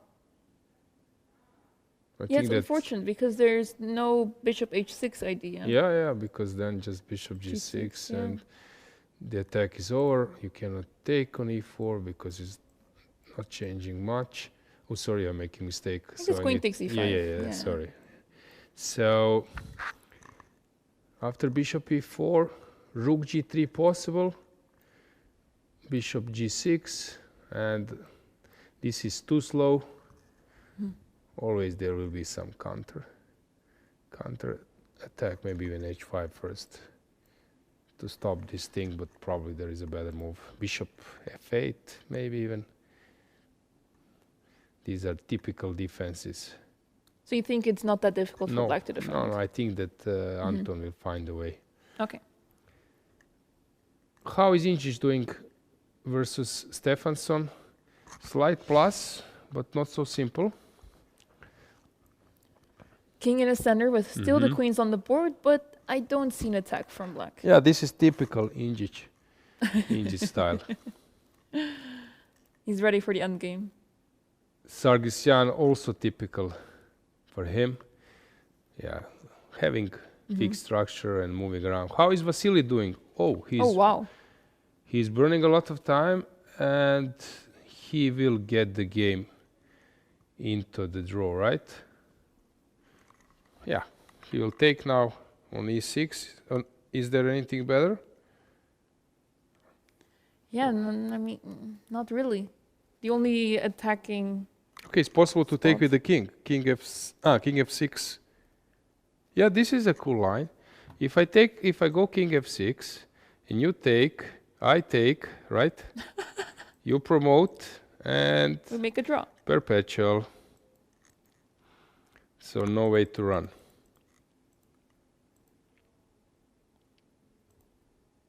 So I think that he's counting on that. King f6.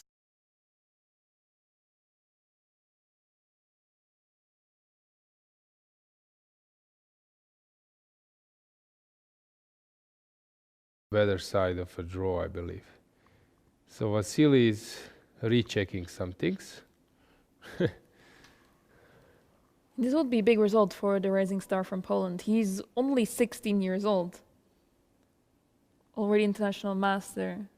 And this will be a big result for him. True. Because it's difficult to make any progress with white, right? The Black's rooks are so active on the second rank, so you can't really do much. I'm so glad that Vasily is playing again. Good chess, 26 above. At some point he was struggling a lot. He was suffering tough losses. And now he's playing again very good chess. He looks quite happy at the board, so I'm a big fan. You know, I have a fun fact about Ivanchuk because we saw him play in Tata Steel Chess, and we know that Ivanchuk is known to analyze his games so much. He is very passionate about chess, but actually in an interview, he said that he doesn't like to analyze his games whatsoever after the game. He doesn't. Only if his friends tell him, like, oh, you missed this maybe, or maybe this is interesting. He doesn't look at his games after during the tournament. And yeah, he just moves on to the next game. It was very interesting to hear this because you would not expect this, because we all know that after a game you want to analyze the game to know your mistakes. But no, he just keeps playing, and only if a friend tells him what went wrong. So yeah, that's very funny that he brought this up in the interview, which was very surprising. Cool. So let's check other games. Let's see how Hovhannisyan is doing. We left around here. No, where was it? Knight f5. But in the end, he managed to trick his opponent. Robert versus Robert. d5 hesitated, and now white was just achieving, I would say, this is a dream setup. Opposite colors, bishops, Complete domination on the light squares. Yeah. Yep, I agree. So how about Bjerre? Bjerre, hang on, the knight is on a1. Okay, this is strange, and this is a bit crazy. How on earth this happened? So it was a normal, as I said, it's strange that black went for this Hitchcock position, since having a pawn on d6 without the dark square bishop is something people don't want to do.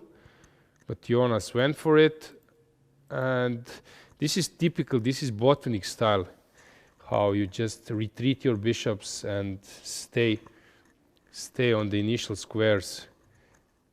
Bishops can work from distance, they can work from the bottom, but knights, they need to be brought to the center. So here black managed to bring the knights, white is keeping his bishops, but this knight c2 and knight a1 looks so artificial, but maybe it's efficient. Yeah, Linus is doing some crazy stuff in this Scandinavian encounter. I'm surprised it's working out for white, because to me it seems that to be the case that white has many weak squares. You take the pawn on e3, then d4 and f4 become weak, and then the knights can jump to those squares. So I really wonder how white proceeds here in this game, because I would be worried if I was playing with the white pieces. What do you think? Are the players influenced by the freestyle chess? That you are now not so unhappy with having a bad piece or a piece which is misplayed, as this was not the case before with the regular chess? I think, I don't know, I think the knight was already having some strange route. So it was already on c2, it was very strange placed over there, so then you don't really have other squares to access, so then you go to a1 to go to b3, hopefully, to improve the position. But no, I don't think, in this case, I don't think it's the influence of freestyle chess. I mean, perhaps maybe white played in Grenke recently, where it was the freestyle chess tournament, but I think there was not much else to do with the knight. Yeah, very interesting moment. Let's check how Martirosyan is doing, since here the whole concept is to squeeze, to gain some space, and to put the pressure over the d-file. Better position for white if you would ask players, but according to engine black is slightly better. This is typical, so you're playing against stronger, higher rated player, and he's sending this wave of self-confidence and putting pressure on you, and you are feeling a little bit uncertain. But engine says that this is very good position for the black player. At the same time, we can see many familiar faces on the camera. I see Samonenkov. I see a Polish women's champion, Olivia Kielbasa. Ah, yeah, she's there. Malceskaja as well. Ah, yes, next we're next her, to each other. Yeah, yesterday we mentioned her. Martirosyan just made the move, knight a4. Yeah, Malceskaja is there. Samonenko looks a little bit bored. He was playing for Ukraine at the last European Team Championship, Georgia, clinching the gold. It was a huge boost for his career. He was coming regularly to the studio, also at the Club Cafe, if I'm not mistaken. Very nice player, very, I would say, mature, but super talented. How is he doing? Which board is Samonenkov? Let's check his game since we got him. Yeah, board number 23. He's playing versus Czech Republic player, or Czechia, against Jakub. And he seems to be doing great. Pawn structure is in his favor, piece is a bit better. C5 was played.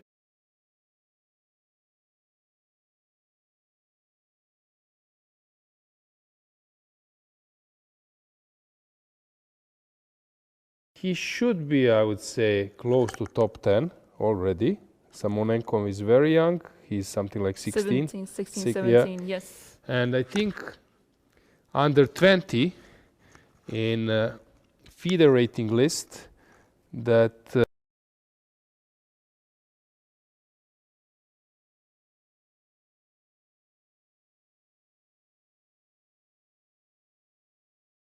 so we have, how about juniors? We have Maurizi here. Yes. Dogmus is unfortunately not playing, but Gurel, board number 6, junior. Yeah. Maurizi is playing, board number 11. We have Samonenkov. And Finek is playing here. And that's, I think, that's Costa it. is also playing. Ah, he's playing here? Okay, Yes. from Germany, yeah. Yeah, he's actually playing a Kielbasa today. So, next to Samonenkov, if I see correctly, is Darda. We have him on the camera. Okay, this is classical. Let's dig a little bit in Samonenkov's game. So Rook AD1 just played with, I would say, some aesthetical satisfaction. All the pieces are well developed. All the pieces are on the right squares, and usually you have some killer blow then. For example, if black plays something like d6, probably knight g6 is coming. Am I right? Not really. Maybe this is not enough. So something else is needed. Knight f7 also is some invitation, but probably this is also not enough. There is something special here. How to find a killer blow? I'm not sure. Yeah. Do you have to take? Can you take it so with Queen G3? Maybe Queen G3 immediately. Yeah. But what's my threat? Don't see it. You know, knowing and having some experience with engines, I know what's You the know move. that there's Yeah, I something. know what's the move. Like knowing engines, then some move like A4 wins. This is typical. Probably it's not winning now, but I'm just guessing now, of course. There's some A4. And You're right. Yeah, right. So this is like a vast experience of you know, not finding a killer and then A4 just You just wins. win the pawn on D4. Yes. and- Yeah. But you are sort of hypnotized by this might be, this Yes. should be, and then suddenly just A4 wins the spot. So going back to our top boards, Kovalenko actually is not enjoying some super great advantage. Sunny Kidze came out of the opening in a normal fashion. Same goes for Isik, and only Suleimanli is the one winning. Yeah, let's go for a short break, and then we will, I believe, come at the right moment, just prior to the time trouble.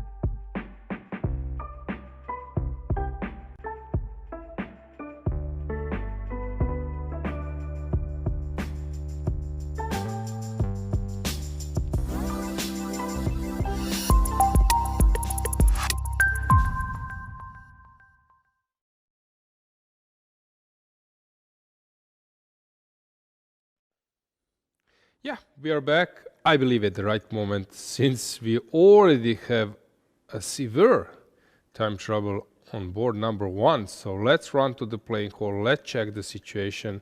Anna-Maja, only 1 minute on the clock, while Kovalenko is enjoying huge time advantage. So let's see what's going on there. Let's go to the playing hall. At least they have reached move 31, so it's only 9 moves left. Yeah, I agree. But still, 1 minute against such a strong player, it's not a comfortable situation. At least he's still doing fine on the board, but I wonder how much Kovalenko can complicate matters as his opponent is so low on time. Yeah, usually with bishops, it's more about like mathematics. It's about I put the piece there and it is sort of defined. While with knights, you can, keep the game going. You can be slightly better. Usually with bishops, that slightly better means it's a draw. While with knights, slightly better position, can be won. So you can have like 0.40 and still being able to squeeze. While with bishops, either you're winning or it's a draw. So here I believe that knights happen to help Kovalenko, since he can keep the game going. I love this angle. So we have now 2 cameras. Beautiful view. Yeah. Awesome. This is the best way to see a chess game, because we have this. It's sort of a 2D view, but it's 3D because we see the pieces. I love this, and we also see the clock. The clocks are correct. Samuel Timote is down to 53 seconds, but he needs to make 8 more moves, and then he receives additional time of 30 minutes. And Kovalenko, 58 minutes, he has plenty of time to spend here, but can he actually complicate matters here with black? As you mentioned, the knights are very tricky pieces, but it's not that easy to see how black can continue here, try to create some nice plan, because white also has their pieces placed nicely. The knight on e4 is really good piece. Knight on c1 will soon come back in the game. And this pawn on e3, for now it's okay there, but I'm worried that it becomes a weakness later on.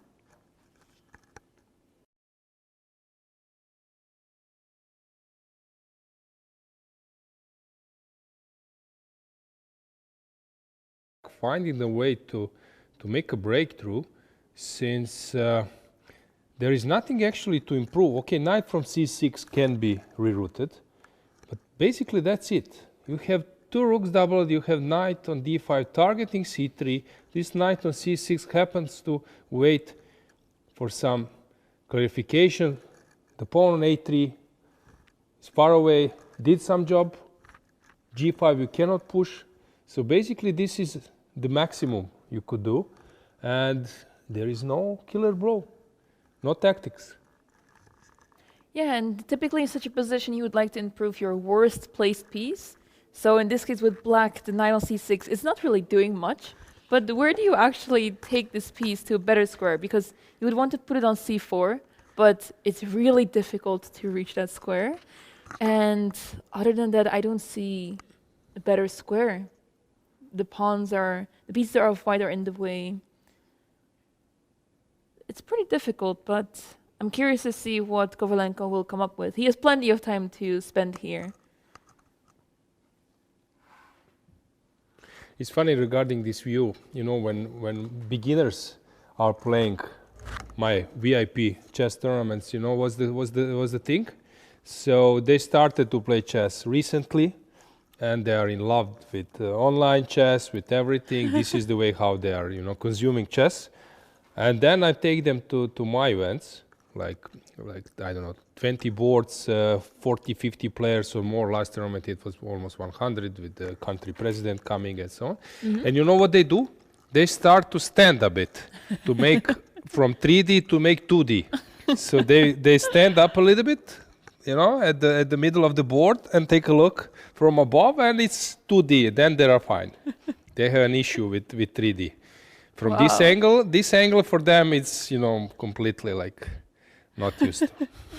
It's so difficult for us to imagine because we're so used to the 3D board Yes. and pieces. Switching to online chess was very difficult because you just see the board completely differently, and blundering pieces would be so much easier all of a sudden in online chess. Yeah, it's very interesting to see how the differences between 2D and 3D boards, because it's the same game. The rules have not changed. But you know, I'm struggling with 2D. You know why? Because on 2D board, all the pieces are same size. So the knight is same size as the pawn or as the rook or as the king. While at 3D, we have clear different. You Yes. sense, you feel that piece is a little bit bigger. So sometimes I make blunder because I tend to forget. Oh, that's not a bishop. That's a pawn or something like that. Yeah, it makes a lot of sense actually. I never thought about this. Yeah, but these are my old school comments. So guys, sorry, I apologize for being old. I cannot help. Yeah, I cannot resist. Yeah, to comment it. This is a peculiar moment. What will Kovalenko do? So how about Anna Maya improving his worst piece? And I'm not speaking about the knight on c6, I'm speaking about the king. Aha. Yeah. So is it a moment for king's march? Oh, on the light squares, king Yeah, d7. yeah. You know, once one of my friends, he got really inspired by a famous, I don't know, like this Niger short, King's Walk versus Jan Timan, when the king actually ended up on h6, and that was really a masterpiece by Nigel. So he started to do the same, and then at the middle he realized that he will get checkmated. So he started to go back. So, you know, sometimes you have these kind of plans and you are inspired by the games of top players and legendary games and players, and then you start to copy them and forget it. Let's go back. The air is not clear. The air is not clear. Go back, yeah. So, Yeah. you know, sometimes, you see your king on c4, fantastic thing. You see this somewhere, and then you realize that you will get checkmated. So let's go back. Some of those classics are just brilliant because they were able to make such things happen, whereas these days, such brilliancies happen lesser or very differently with all the different positions we're getting because of the open theory changing, right? Yeah, although, you know, still there are masterpieces. I was commentating together with Kathy, Prague Festival, like some memorable games, David Naura versus Nodiberg Jakuboye, but he's playing here, Nemec from Czech Republic did a masterpiece versus Zhuzhiner. Take a look of that game. So it's possible, you know. I was commentating on that game on Croatian TV. It will be published in a week or two. It's really fantastic, and aesthetically, it's adorable how white actually is locked with the rook up. Famous and fabulous game. Also, in the meantime, Ediz Gurel did win his game against Felix Tulczynski. So he had a very big advantage early on, and he managed to convert it nicely. So, By the way, we have a move here. okay. Knight. Hang on. What did he do? Is it 97? Yeah, I think that's the move. Yep. So improving the knight, although we were not sure is this an improvement or not. One important thing, what is the main difference between us, spectators, and players playing? It's hard to explain how valuable is this knowledge of the evaluation. So when you have evaluation of your position, if you know that this is that equal, you will adjust your moves. You will, you know, find the plan much easier when you are in the dark. So we are sometimes, I don't know, like evaluating their plans, their position with engine assessment, while for them they are in the dark. They are not sure, is this slight reverse for black? Is it I don't know, slightly better for black because of this pawn on a3. It's not so simple. And now came this b5, which is still in the zone, and white has this obvious idea to push c4 and take the a3 pawn. Now this is a new info for black, and black needs to adapt, although knight e7 was prophylaxis. How about your style? Do you use prophylactics in your games, Anna-Maja? Is it something you're thinking about your own plans more than opponent's one? I guess I try to. I try to think about my opponent's plans as much as possible and then see, okay, do I need to do something about this now? Or do I wait until my opponent continues with their plan and then after that I responded? So I am a very aggressive player, so I like to go for counterplay most of the times.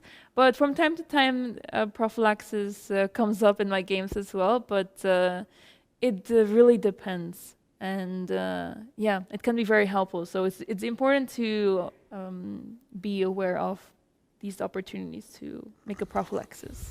Yeah, since the point is to solve problems before they happen, or if it's already too late. Here, one important thing to point out is how knights how they need important squares, outposts, squares from where they cannot be kicked out. So this knight on e4, this is the key. So here, if we will need to put one sentence on the table about this position, why white is doing fine is because of this knight. This knight on e4 is really a fabulous piece. So this is the key. And that's why pieces, they can be rerouted, but the problem is pawn structure. If it's fixed, then that's how it is. This knight on e4 is really a splendid one. Let's see how Sani Kizde is doing versus Anton David. That was this boring game, which still is, yeah, in some zone, of course.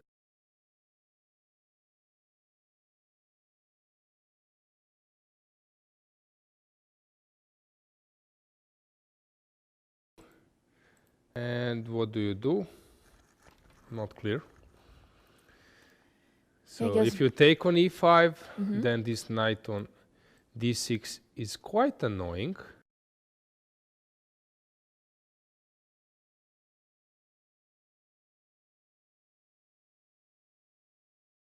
Other outpost, which is very instructive.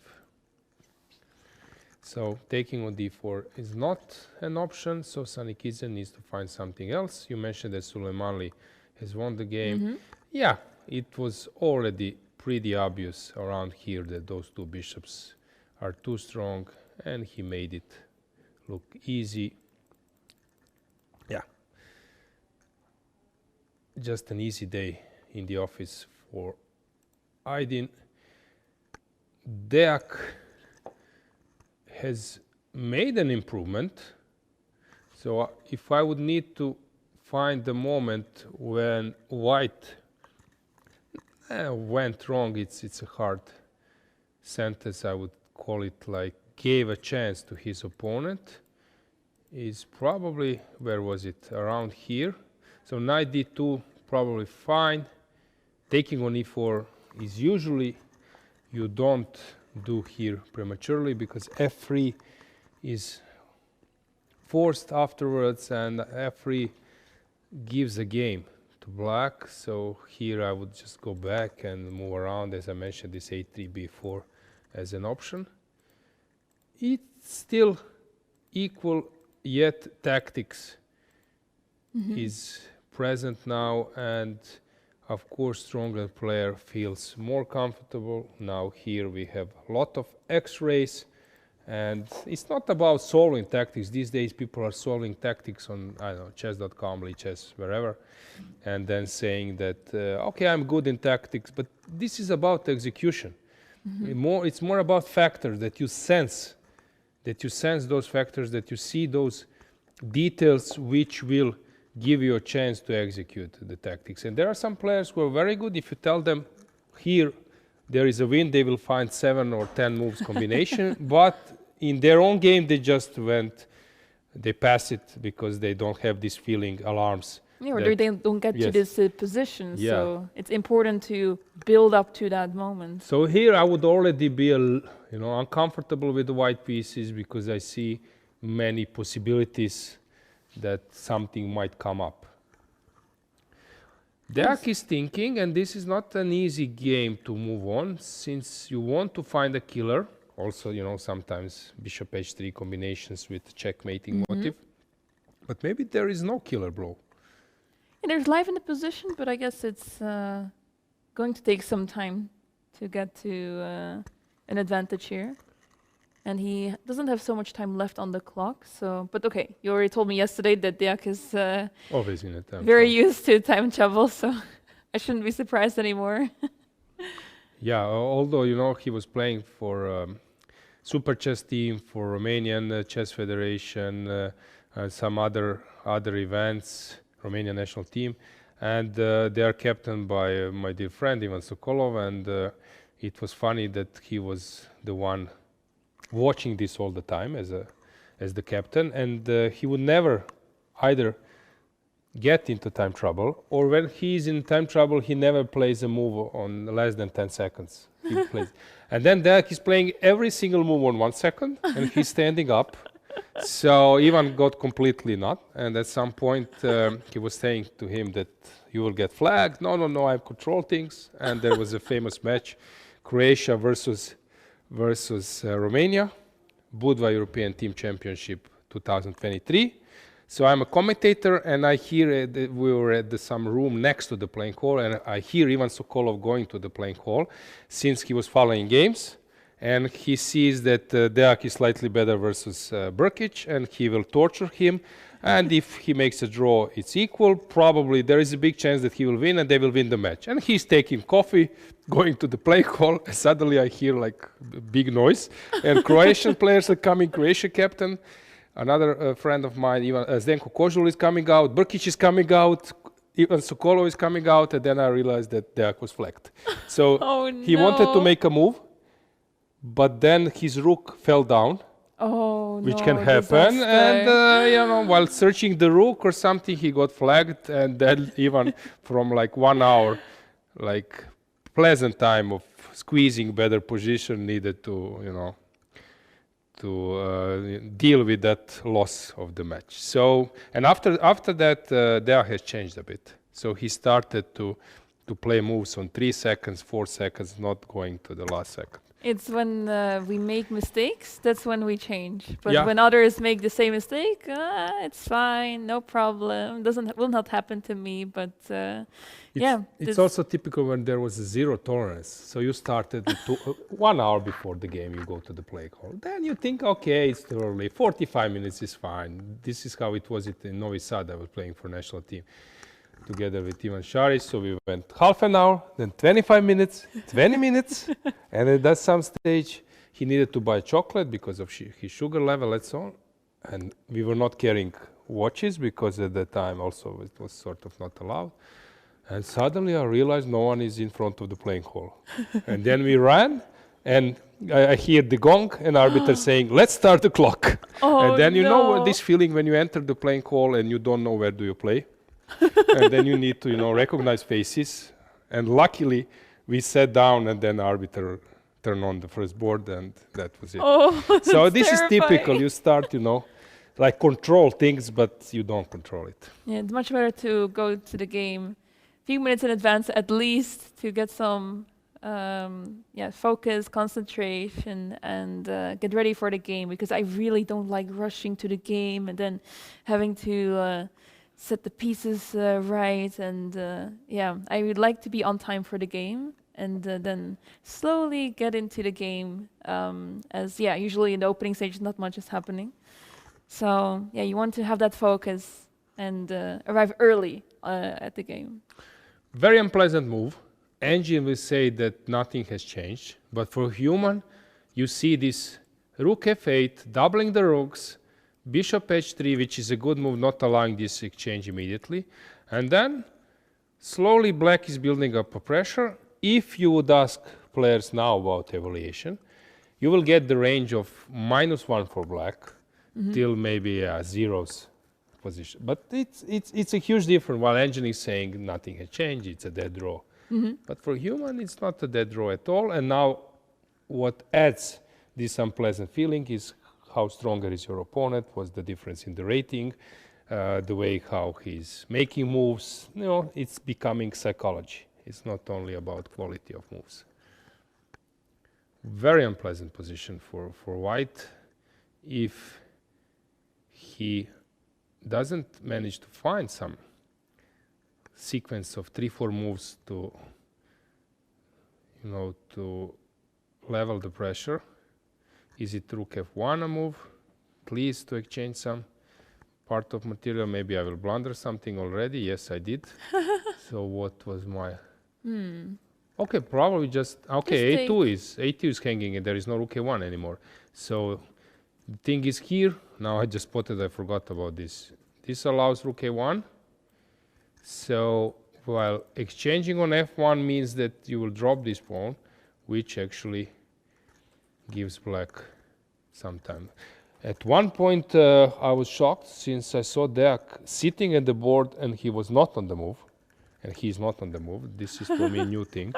But then he stood up and now everything is Everything's normal again. As it should be.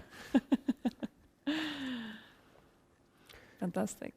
Okay, how about Sargsyan Shant,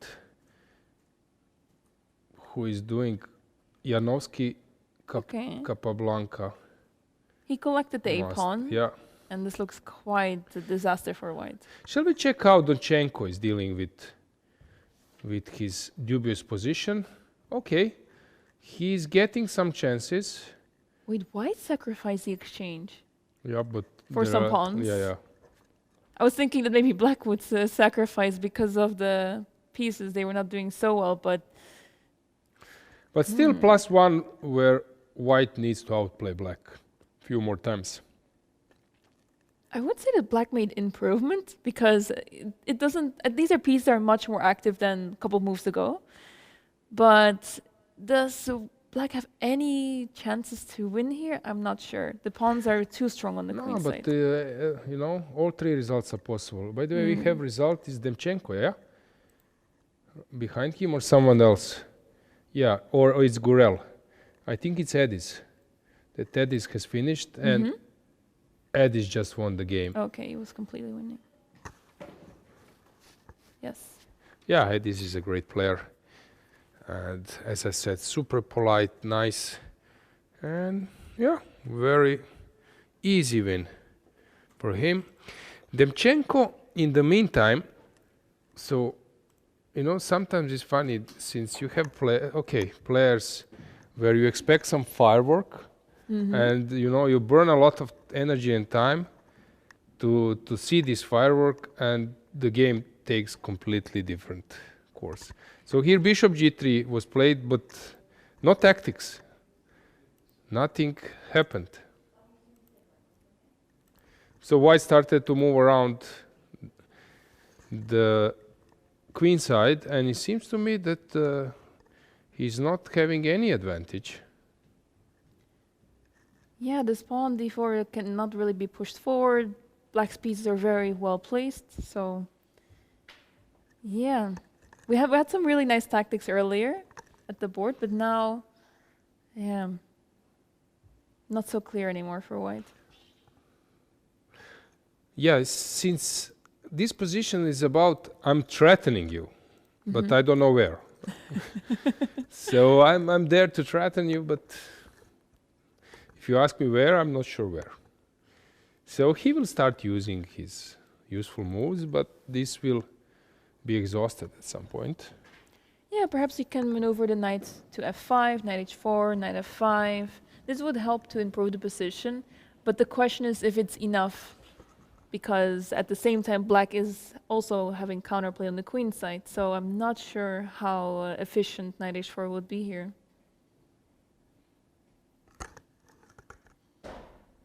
I like your approach, so creating some chances. As I said, chess is not only about the quality of the moves. It's also about, you know, putting a pressure, since your opponent cracks under the pressure. So if you are the one who is making active moves, so you mentioned this knight h4, knight f5 stuff, and then, you know, you need to give your opponent a chance to go wrong. Sometimes also people are saying that he's an aggressive player since he finds some messy stuff and winning combination of 15 moves and so on. But as I said, how I see tactical and sharp players and aggressive players who can find resources and place problems in front of their opponents in a dry position, you know, some positions where you are not sure that anything can happen, and they find a way. So that could be Shakhmamedyarov, Rapport, I don't know, even Aronian, you know, Shirov especially. So this is very important that you have this caliber. Yep. Black played rook to d8, solidifying the position. So let's hang on. I saw some tactics. For example, just to show. So knight f7, king f7, knight g5. Oh. Just to show something. And now if you go king f8, I'm winning the queen. And the queen is untouchable. However, king g6 saves the day. And now this allows, again, king e6. And this is not enough. That's strange. Engine just laughs. While for human it would be a tough task. But here king h6 probably is enough, and king is perfectly safe. And there is no even a draw, since black is covering his king. So that was my agenda. However, here maybe, do I have knight e5? No? Something else? Not really. Where can I jump with my knight? I was thinking knight h4 now, and then queen h5 stuff, but this is probably too late. I know, I was thinking about this. And if you take, then that's it. Then you have the checkmate. Yep. So, I don't know, in Blitz I know how to complicate matters. However, in classical, or in time trouble of classical chess, it should be backed up with this was the option, but now probably he just moves the king, and my tactics, my cheapos are not working. But he played knight h4. Okay. I first played knight f7 with the idea of knight h4. So this is a safer option. Yeah, it's difficult to make such sacrifices in classical chess. We saw yesterday where Grandmaster sacrificed the whole house, all the pieces for the queen, and it wasn't quite enough. Whereas if they just played normal developing or improving the pieces type of moves, he would have had a greater position and perhaps even win the game. But instead he sacrificed pieces to win the queen, but then there was too many pieces and black managed to win that game. It was a big upset. So that's why it's sometimes important to take a step back and just make simple moves and give the task to your opponent to find good moves as well. Because if you take on f7, it's kind of easy for your opponent to reply. You have to take the knight and then retreat. So you'd rather take it easy with white here and slowly improve the position. Okay, knight h4, sort of faking the threats. And we have a move, it's queen somewhere, c3. Okay, cool-headed. So knight f7 now allows queen d4, I believe, stuff. No, this loses on spot, bishop f2, I believe, yeah. So you cannot do it. You cannot take on f7, we already mentioned, same tactical motive.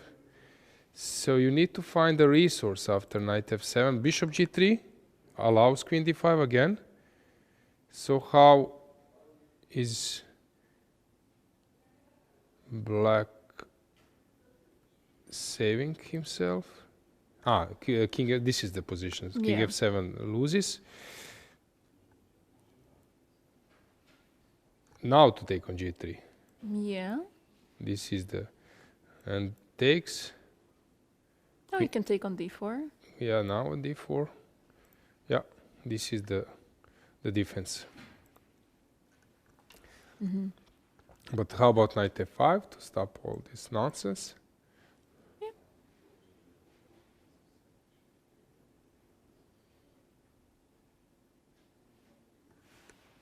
Yeah, it's unclear now how, black will act. So taking allows everything, and this looks to me very unpleasant, so I'm curious. Some bishop f8. Is this an idea? Oh. Yeah, well, it's tough to defend here with black, I think. It's a dream position with white. We have, I believe, a draw in Donchenko. Ah. So they were repeating the moves. Okay, so Donchenko saving himself. As I said, his opponent needed to outplay him. Yeah, white was actually in a better position, but happy to take the draw.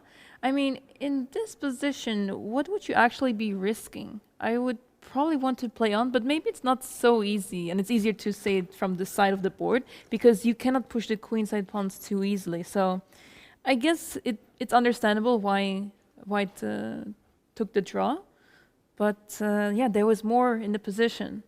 He's not sure about the evaluation, as I mentioned. He knows probably that he's better, but he doesn't know how much. So it's here.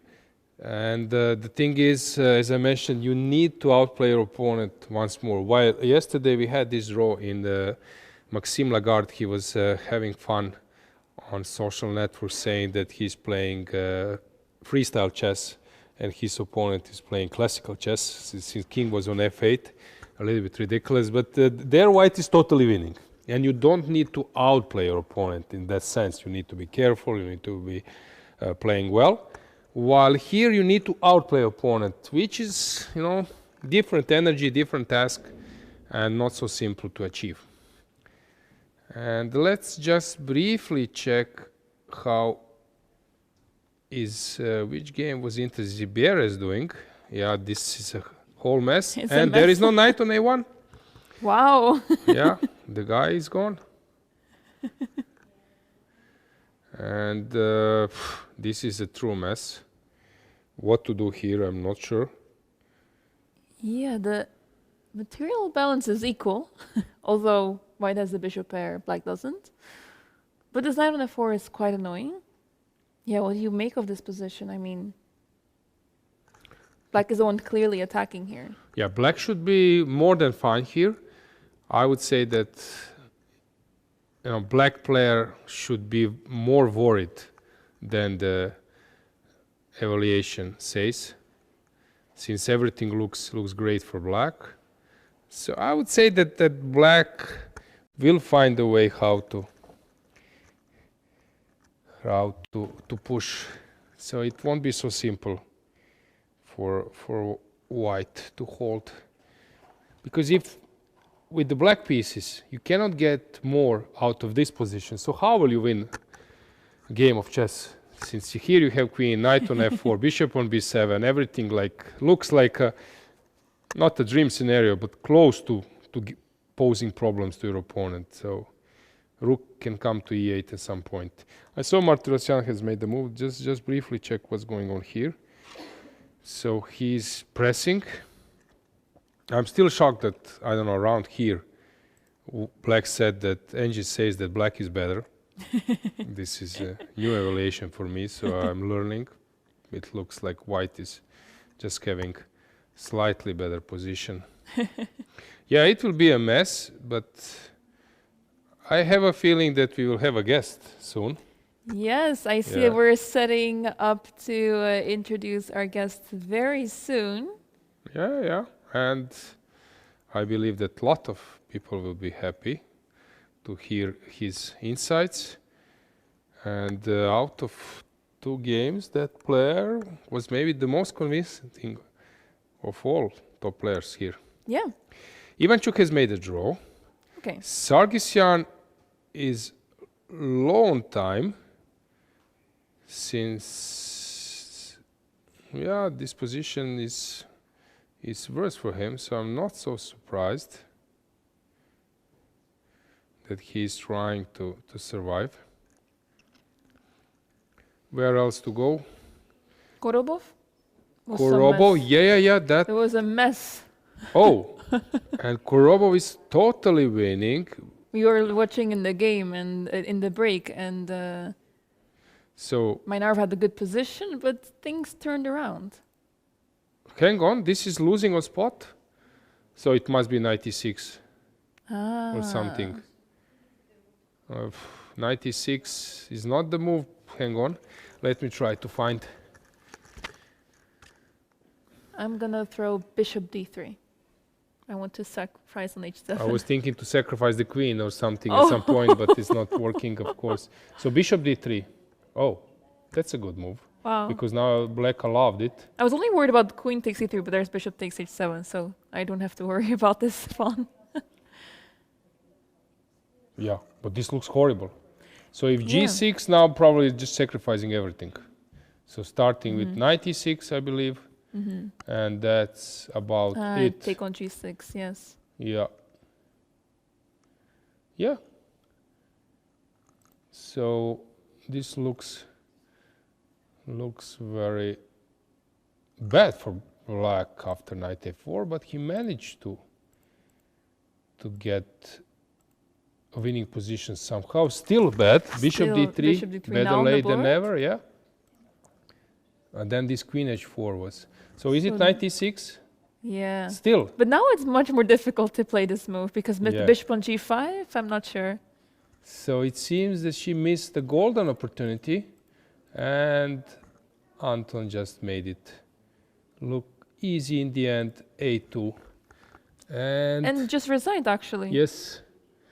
So we have a draw in Santos Latasa. We were touching this position that there is no more than a draw here, right? I think they played the perfect moves. g4 was the idea. Okay, this is a perfect game. What do you think? Yeah, the I think there was no better like percentage would be like 99%. Looks very dubious, but it's enough. Strange that this is a draw. That looks really strange.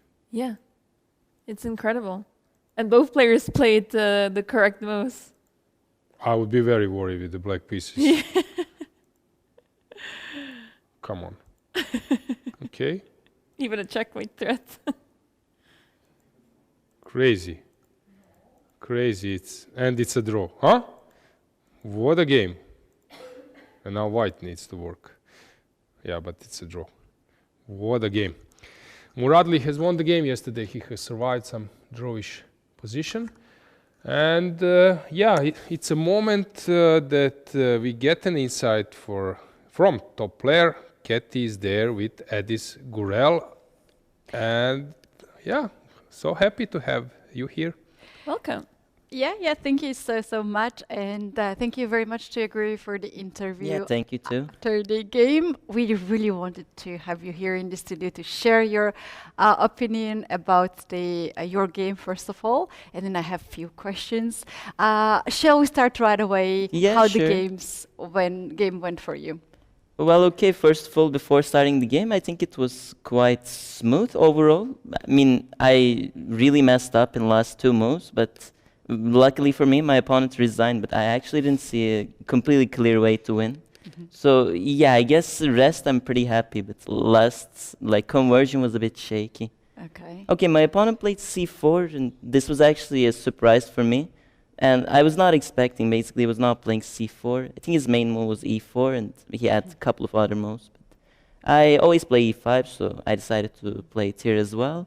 How did you take this surprise? Did you just pretend that, I was prepared for this and play your first move very fast, or you took some time to still figure it out? Well, normally I try to play a little slower when I meet some surprise at the game, but I was actually late for the game, 3 minutes. Okay. So I decided to rush it up a little bit and try to catch up with the time.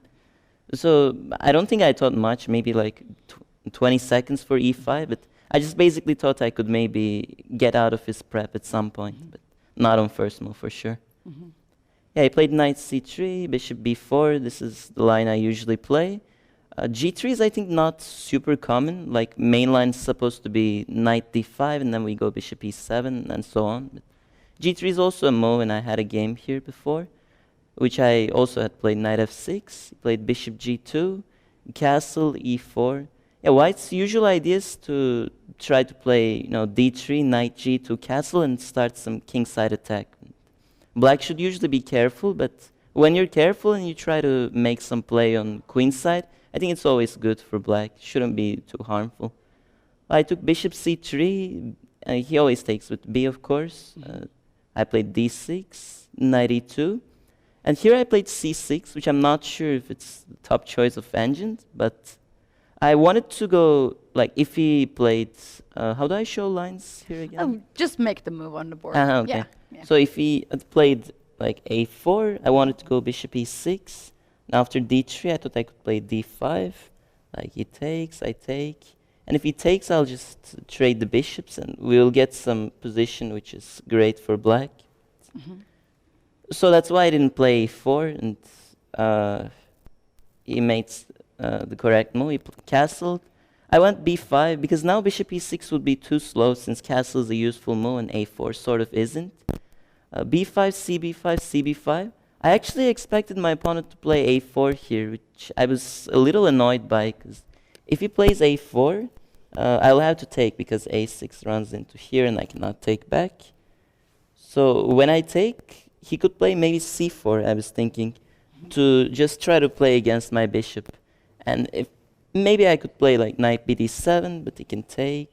I go knight c5, queen c2, and white will play d3 next move, no matter what, and he just has a very pleasant position. But instead, he played d4, which I was quite happy to see. I just replied with queen c7 pretty fast. I wanted to basically not trade queens, and queen c7 is always a useful move. He played f4, which I can say I sort of expected. I mean, I think it suits his style also a little bit. I played just knight bd7, just have to develop pieces and not touch the center for a while. He played bishop a3, threatening to take the pawn, so I ran rook e8. He took fe5, de5, played king h1, just trying to prepare some kingside attack, but black actually has more than enough here. I played bishop b7, threatening the pawn on e4, so he played d5.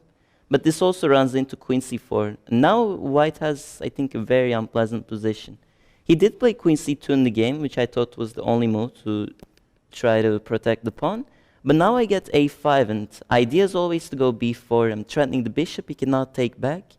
That's why I played rook a c1. I went rook a c8, still preparing b4. He played knight g1, which I thought he would also. b4. When I was playing b4, I actually, to be honest, initially missed queen b1, which was his response. But okay, I of course have stuff, but I took ba3, queen b7, and knight c5. Just wanted to grab the pawn and have a smooth game. He played queen b6. I thought maybe slightly more precise was queen a7.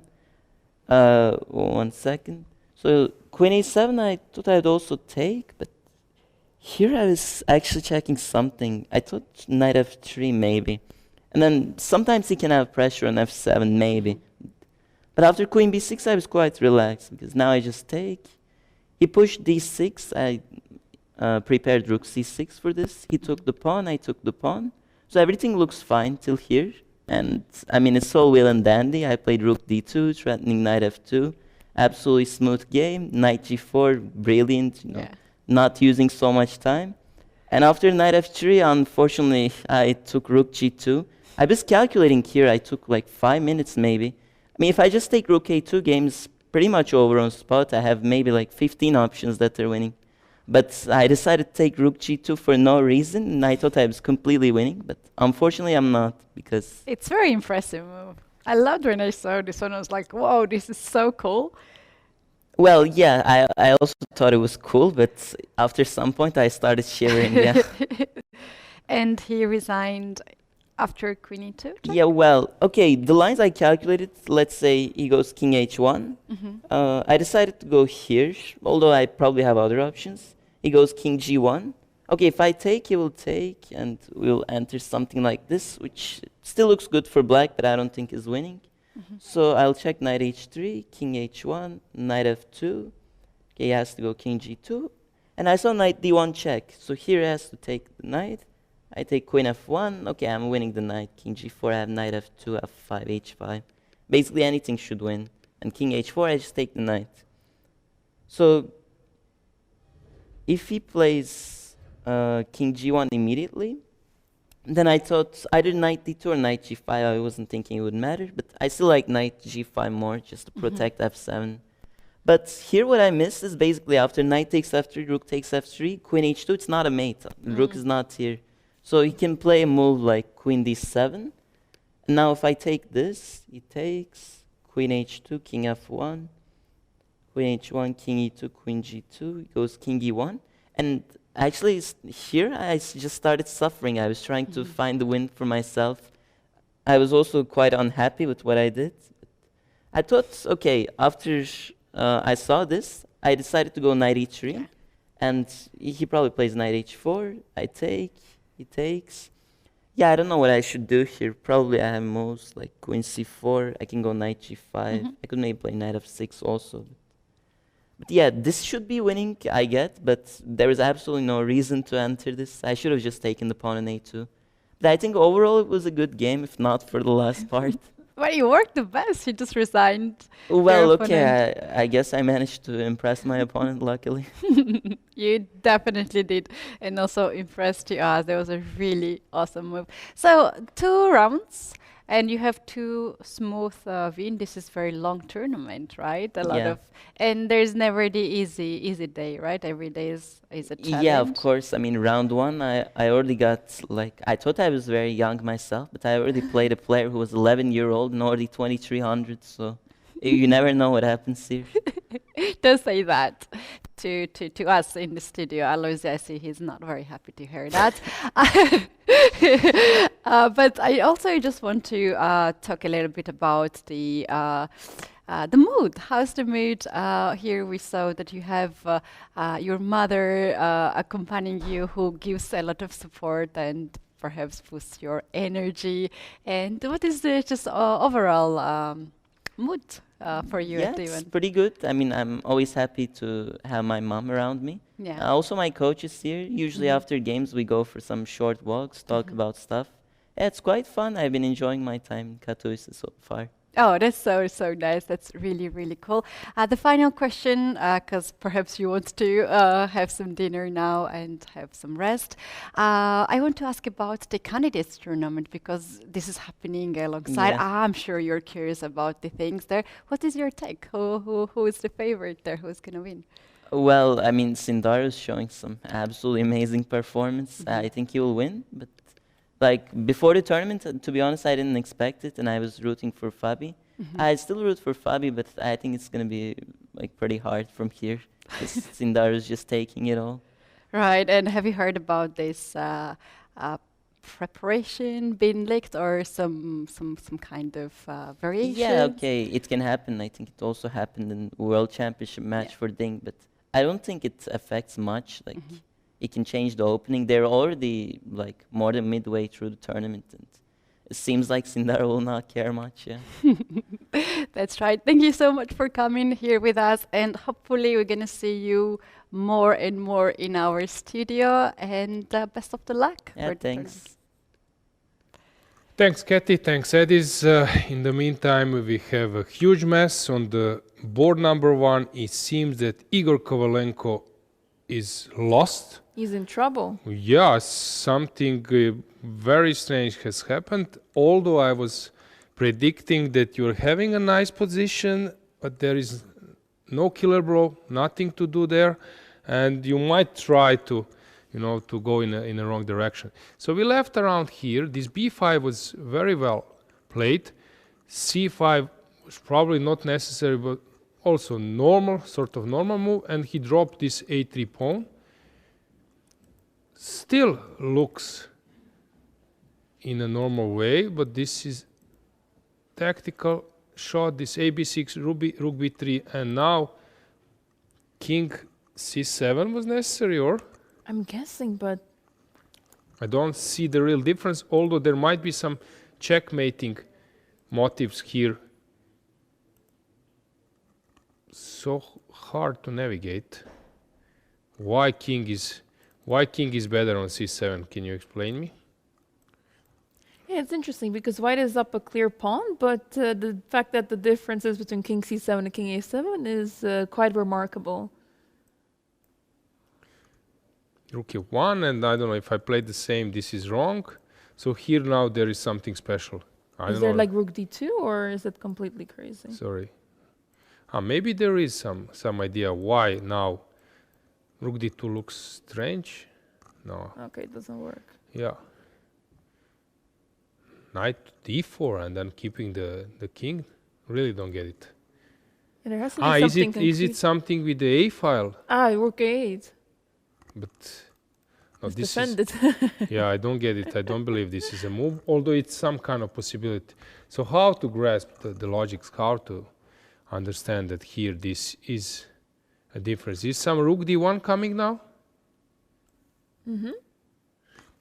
And if in the line here after rook f1, if you go rook d1, there is a difference. Maybe rook c3 and you cannot take the knight. So let's say rook d1, and now some rook c3, knight b3. What is the point? I really don't get it. Maybe something like that. And he beat the king on c7. Now I can at least take. Very strange. So Yeah. king a7 was played, knight d4, and Kovalenko is lost. That's strange. Okay, they're out of the time trouble, so let's go somewhere where things are not so clear. Here they have many moves ahead of them. Mm-hmm. Deak is making some progress, I think. Yeah, but his opponent is doing the same. So here we left around here d5, super precise move, an important move. And his opponent is just playing cool-headed, and it seems that he's out of the dangers. This bishop on e4 is beautiful. Kovalenko just made the move, rook b7, but he's a clear pawn down. Where do we have a time trouble? How about Demchenko? Okay, this is a rook's endgame. Will probably be a draw. Martirosyan is much better. Sargsyan, this is a time trouble. White is better. Where to go? Teodora Ignac holding. Darda won. Samunenkov still better. Trying to find some messy position. Where to go? Zaga is winning. Pichot. It's a bit of a mess.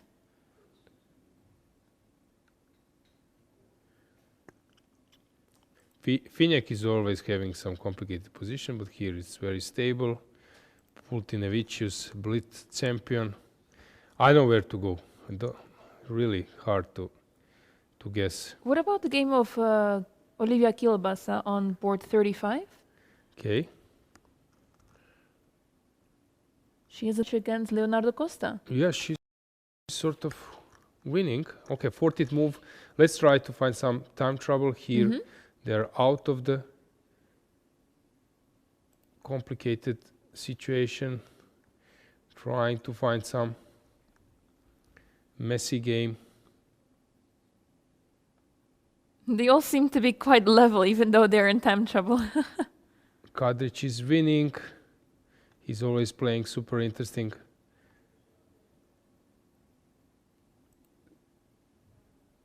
Stochek is winning. I don't know. Wherever I touch, it's not like severe in terms of solving problems. How about Inčić? Okay, they're out of the time trouble. Inčić is better. Don't know where to go. Demchenko, this rook's endgame, not so complicated. Bjerre. Let's stick here.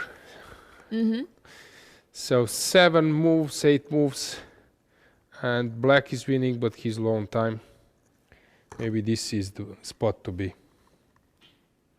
Yeah, still 7 moves, still the time control. And the king side is, yeah, it's a bit of a mess for white. Black is clearly the one attacking. But with the bishop on e4, it's actually defending the position really well. So how can black continue the attack? It feels like this is the position where there has to be a tactical blow. Yes, something with rook e4. And then like some queen g6. Is this the move? Can I take on e4? Something. So now queen h3 or was the winning. Demchenko just finished Yeah, I his can game. take on f1 maybe. No, this is a mistake. Queen h3 probably is the move. No, whatever I touch. But I can take bishop e4. And then when you go, I go queen h3. And take on f1 and take on e4, and I will be a healthy pawn up. And was this played? Not yet.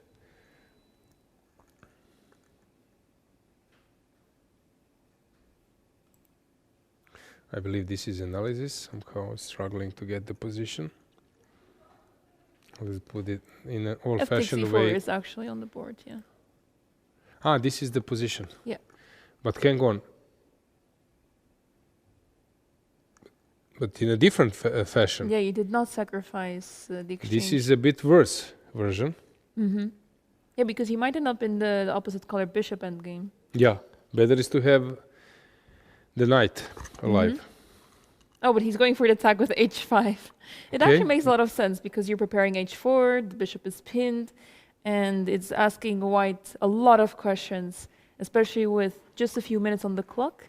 It's this, what you were talking about earlier, putting pressure on the opponent. So even though there were better alternatives, this might also be a practical way of dealing with the position. I agree. I fully agree. Also opening the king. So at some point. So what's the move here? To protect the queen somehow? Maybe somehow trade pieces? Rook takes and rook f1.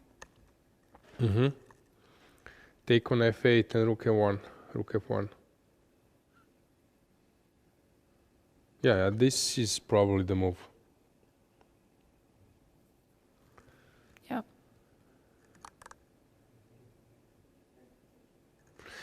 In the meantime, Demchenko made a draw.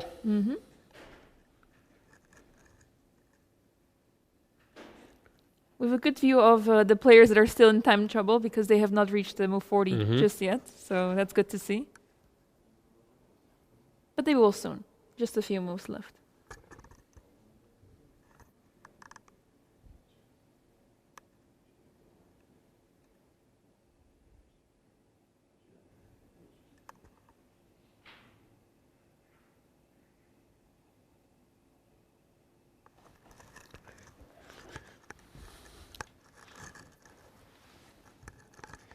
Martirosyan pushing. But I think he lost some part of the advantage. Yes, he just made a mistake actually. Yeah, let's bring the board so we can stay with the camera. So this is a mistake, this king. King h3. Yeah. And knight d7 concept.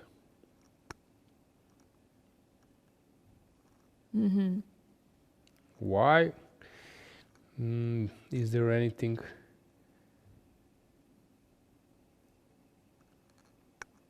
Maybe it was better to play knight e7 first because now the bishop is defending f6.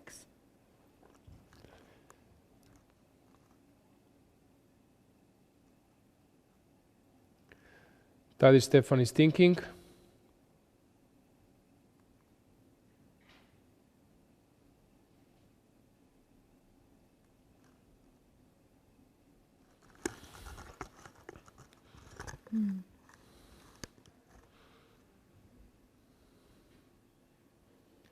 Yeah, not a simple position.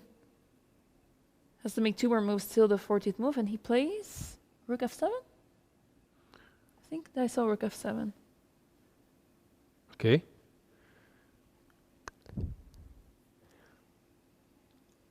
I want to play knight g5. It's very inviting.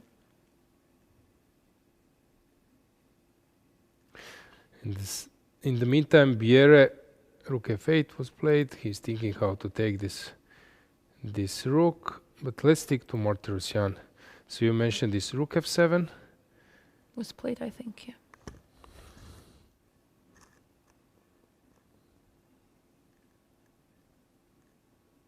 We saw the move on the camera, but it has not appeared on the live feed just yet. But yeah, this looks so difficult to defend with black because all the white pieces are ready to attack the king. Knight is ready to jump to g5, then the queen enters. Yeah. I wonder what the idea was behind moving the king to h3, because it feels like a prophylactical move, although not so clear against what. But after rook f7, this is inviting. Okay, some knight e3 to avoid those kind of stuff if queen moves.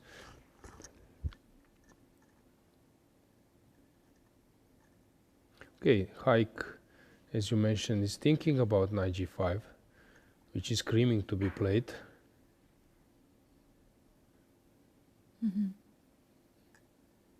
He is reaching.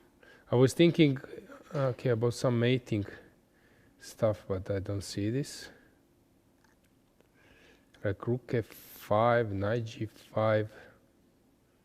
So let's say like dreaming about something. So how to take g? This allows knight g5 now, but maybe this is nothing. So I'm just throwing my strongest piece, one of the strongest. The point is that I would love to come with the queen to e8, so which move allows that? Okay, also rook c5 is possible. To penetrate through this side.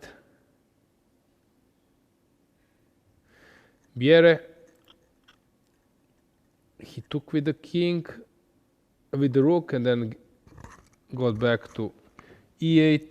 It makes sense because now the pawn at e4 is under attack, and keeping the rooks on the board is in black's favor because you want to keep peace on the board to keep attacking. Now bishop takes e4 is a big threat because with the queen on h3 there is suddenly checkmate ideas.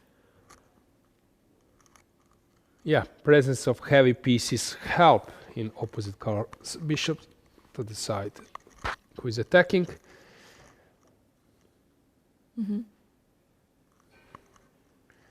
So white is thinking rook f4.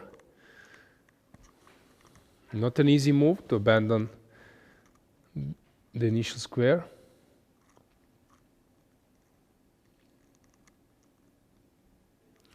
And in the meantime, Martirosyan is thinking. He hasn't made a move yet. Yeah.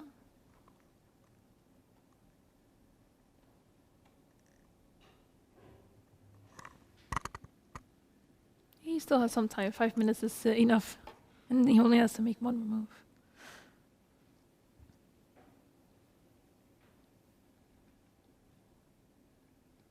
Rook f4 is the idea just to defend the pawn. It's obvious here for Bierre. But he's thinking, is there a way now to penetrate somehow? Queen e6. Okay. Practical decision. Just keeping eye on the e-pawn. However, okay, this gives some time for white to consolidate.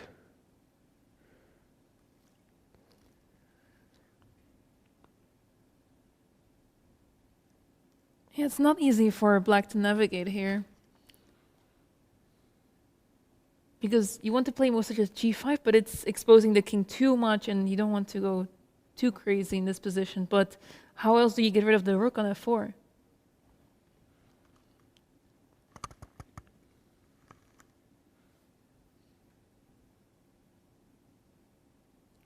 Clock is ticking. Oh, rook F1. F1. So he couldn't find anything better. The rook was so nicely placed on F4. Yeah.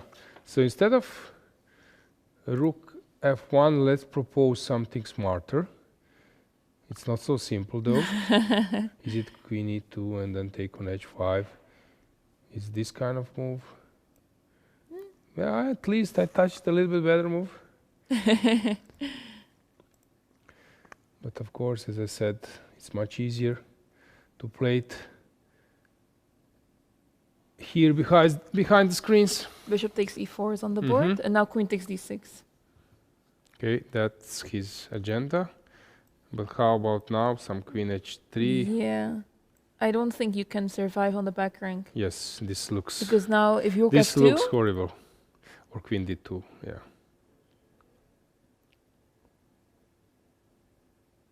Rook F2 allows some penetration. Bishop... No, bishop... Where? C6 or F3. Yeah, I wanted to play bishop H1, but it's only threatening back rank, so it's not that special. Which one? Bishop? Bishop H1. Yeah. But okay, what if you just go down? I guess queen D2. Yeah, okay. So there is a killer blow. Maybe simply H4 is enough. H4, yeah. This just kills the joy. So Biera is winning, and Martirosyan. Still thinking. Sure? Yeah, queen H3 was played by Jonas, and it seems that he's having things under control. Martirosyan just made a move. We see Alexander Ingic checking the games. Samonenkov is still playing.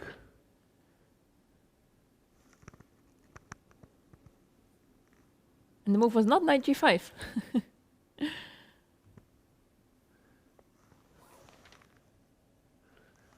Rook C5. I believe rook C5 was played. Okay. And then Queen B3. Makes sense. But now you do have rook C8 check, but the question is, what is the follow-up?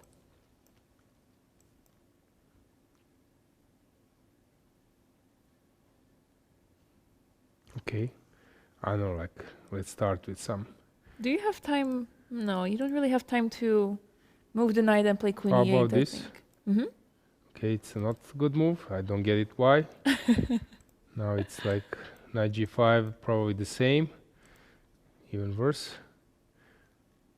Wow. Why is this? Why this is so bad move? Rook E7? Is that enough? Something with some sec?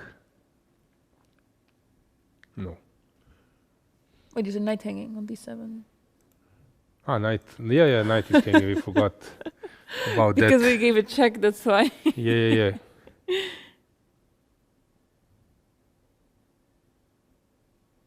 Okay, maybe white can just play something like queen d2 or something.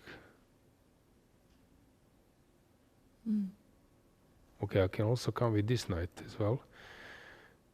And it's probably good enough. But I don't know, something like... Okay, I'm throwing bad moves now.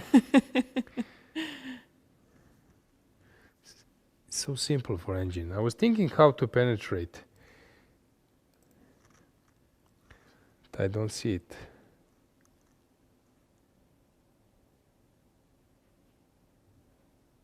Okay, probably just moving the knight to c5. So let's summarize the situation. Let's go back. The time trouble is over. Yes. So first board Kovalenko is pawn down, having a weak pawn on e5 and having weaker king. So no good news for him. In Sanikidze versus Anton David, it's a draw. Why? This is a draw? I don't think it's an easy draw. Yeah, probably just... Yeah, what's the move now? Just going back? Or? Yeah. Just going back? This is a mistake. Is it F5? Do you I have, don't know. no, you don't. I don't see the counterplay either. Like rook a2, but Maybe preparing some... No, perpetual. I was thinking rook. This it's possible. Really? No, don't believe. Maybe in a different way. Maybe with this rook. Wow. And now, like checking. If you push d7, I can just start checking. That's funny. It's not an easy find. Not at all. Deak is lost. Wait, what happened? Really? He was doing amazing. So it was... How he exchanged this bishop? Voluntarily. That's a tough decision. Oh. He played for a checkmate, but that didn't happen. And slowly, he got in a lost position. Oh, that's painful. Now, okay, white still needs to work, but it looks, that we have an upset. Yeah. Tough one. His opponent can go rook d5, his opponent can go rook a6, whatever, probably rook d5. Rook a6 was on the board, I think. Yeah, also. Rook a6, okay. Rook a6, rook a5, and he gave a check. He left the board. That's also fine, because king will need to go down. So this, check. King goes down, probably, and now you're playing without the king, which is no fun for black. Oof, what an outcome. Gumularts is winning. Then we have two draws, Ediz Gurel winning. Martirosyan gave check on c8. Jonas is just winning the game. Sargsyan has survived. Not an easy task at all. Injic is winning. He's in a good shape. Usually he's playing well in the European individuals. Then we have Maurizi, who is not so clear. Yeah, who is getting nowhere versus Teodora Ignac. Muradli won. Lodici is winning.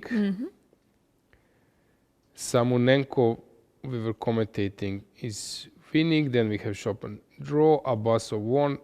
Petrosyan Manuel made a draw. Pichotki is not winning. He's basically fighting for a draw, or who is fighting, I'm not sure. Itu is winning. Finek is worse. Oh, not so clear. Or at least unclear. This is maximum. Jan won.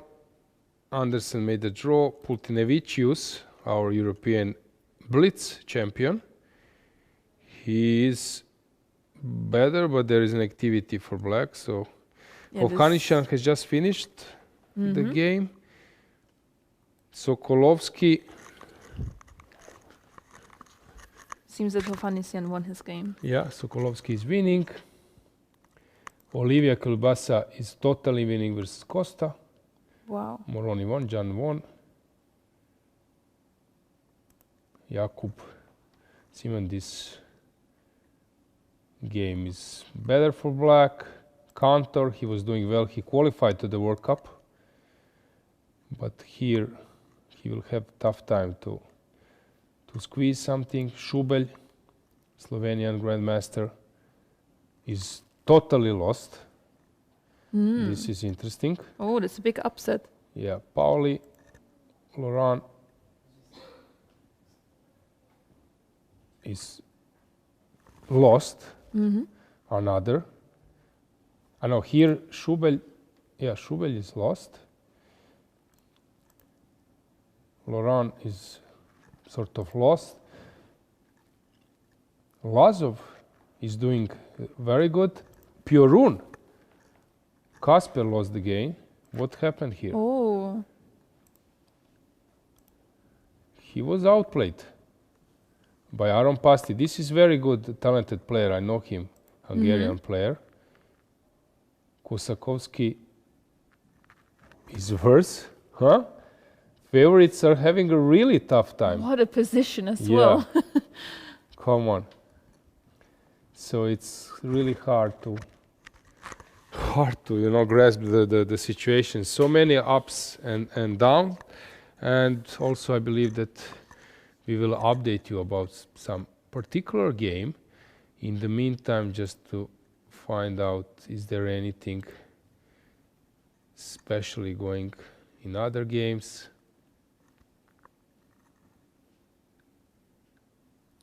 We have so many tough games for favorites.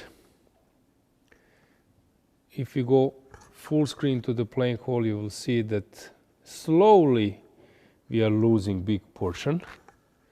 Most of the games have finished as we have reached the 40th move.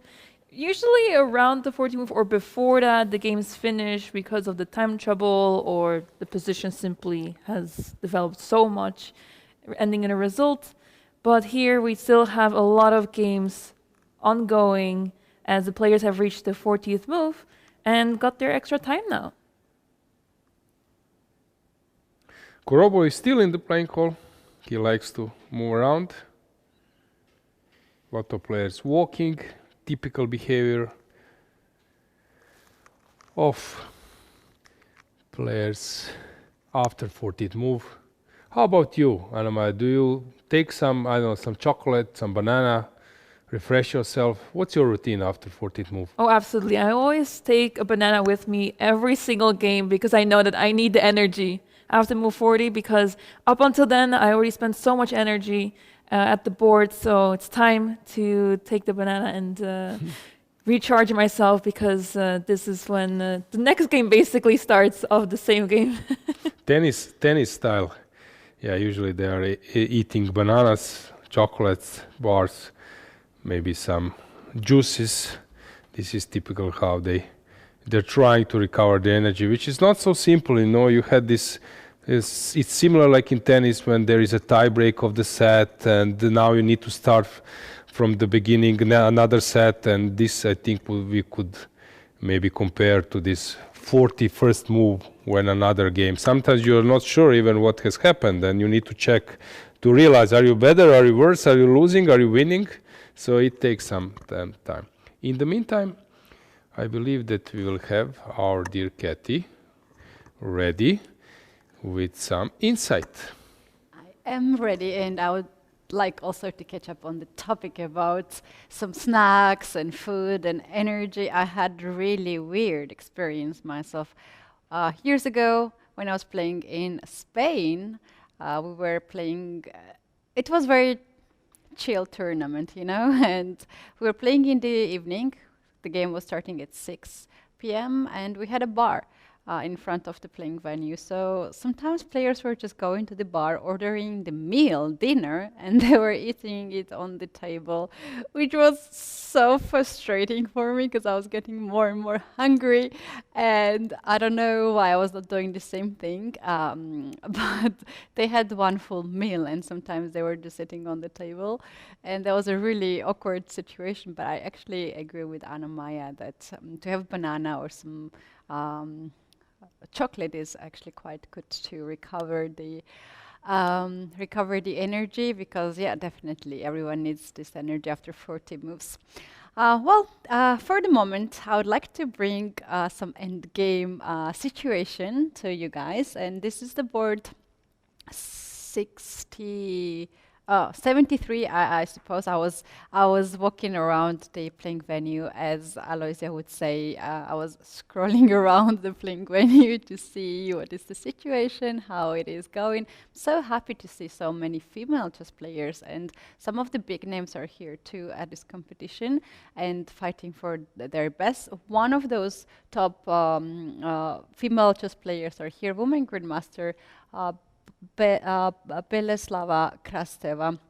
She's playing with black pieces against very talented Polish chess player, international master Patrick Cieslak, who is actually trying to get his Grandmaster norm, final norm, and he is a player of Katowice Hetman, our local club, and he's really good player actually.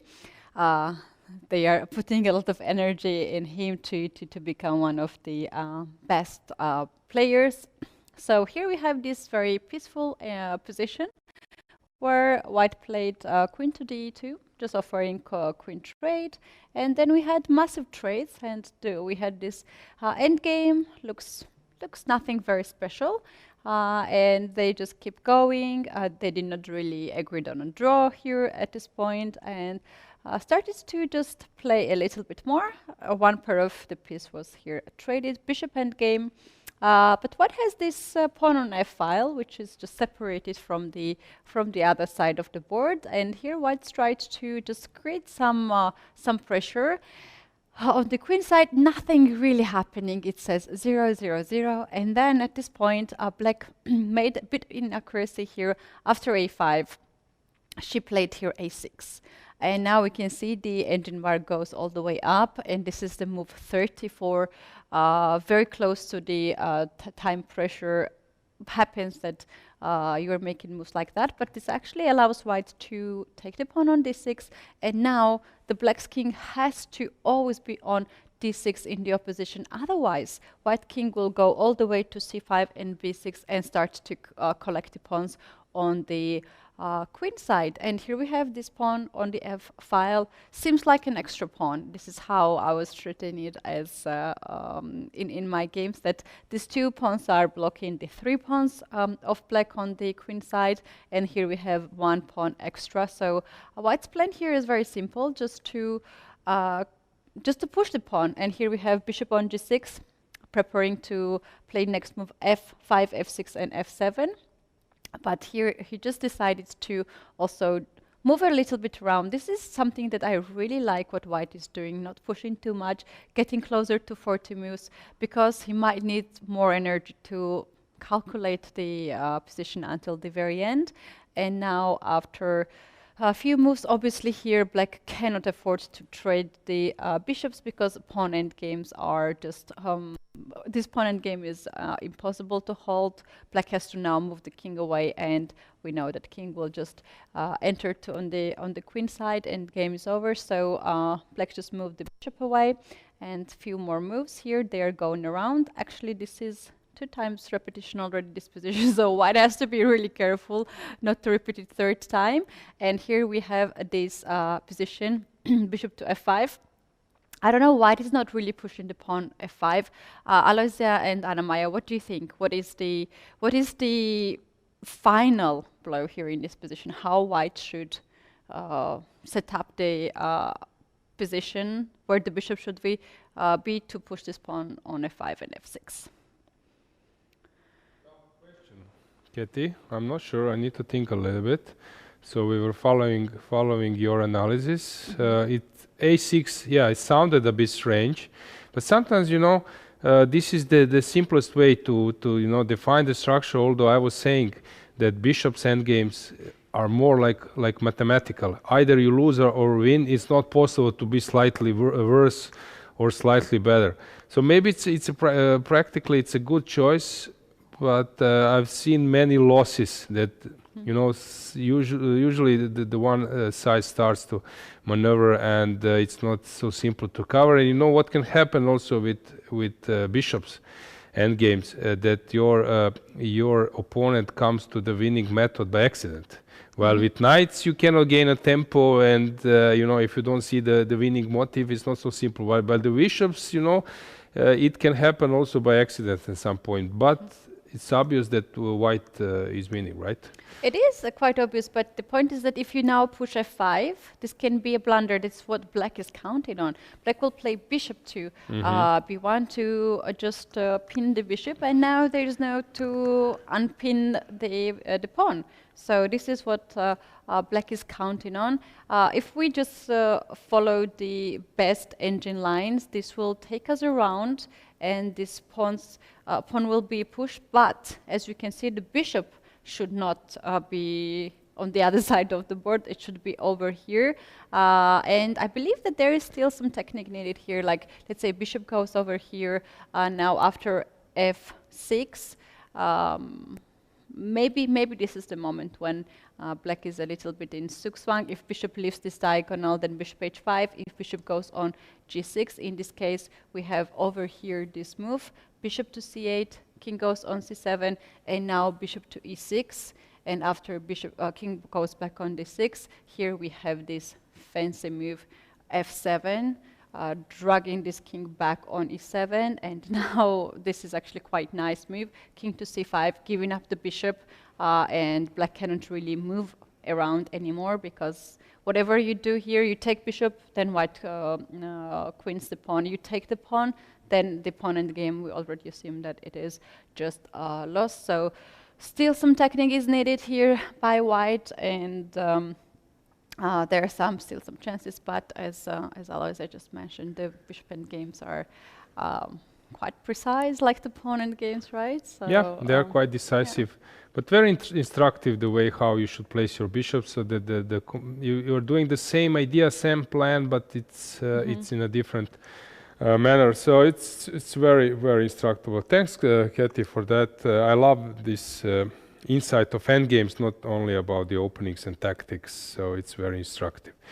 So in the meantime, let's go back. Also, Anna, I have one funny story, regarding this, players having a dinner, which was mentioned by Katie. Once I was a FIDE master, young FIDE master, and I was playing against Grandmaster, Slovenian Grandmaster, and he was known that he's going for a dinner during the game sometimes. During the game? Yeah. In the hotel, you just go out. At that time, it was not so strict, and you could go there. And I'm playing against him, I'm black and I'm worse, and suddenly I see, I was putting, like Bobby Fischer style, I was putting my fingers on my head, and suddenly I see that my opponent was wearing, I don't know, some jeans, and now he's in shorts. And I realized, okay, this guy went for a dinner and changed clothes in the meantime, but actually that was not the case. Like the guy from the board next to came, and he came to his board, so he mixed the boards, and he sat at my board and even started to think a bit. And since he's a positional player, he loved the position because I was slightly worse and there was no risk for him, so he liked the position. So it was a funny it's so hard anecdote. to imagine this now. So I suddenly see shorts and I'm thinking, okay, this is upgraded version. So he's ready for the I don't know, some beach or something already. So let's go back to conclude current situation, because players will think a bit more. So Kovalenko, let's bring the board, is in problem. Still in danger. Yeah, still in danger. But maybe not so easy for white to convert here. I think black still has drawing chances, but not much more than that. Yeah, let's bring the board to show you just the current state of affairs. White is still a pawn up. White still controls the e4 square. So let's see it. This is the current position, while Deak is a pawn down, but hoping to liquidate a bit. It's not so simple. Rook endgames can easily fizzle out into a draw, so although it's good to try. His maximum is to get the h pawn, but then he will be 2 against 1 with the lost position. Gumularts is winning, but he's still working a bit. Also, we have Anton David drawing his game. Martirosyan has made this knight c5, which is a bit inaccurate. Still, he's pushing. Bierre is totally winning. He will win his game very soon. Injic is also winning his game. Lodici still winning. Yeah, although this tactics is a nice one, doesn't help white. And here Samonenko is playing a good game. So our top 20 boards, basically, we have sort of clear situation, but yet let's leave it for a while and go for a break.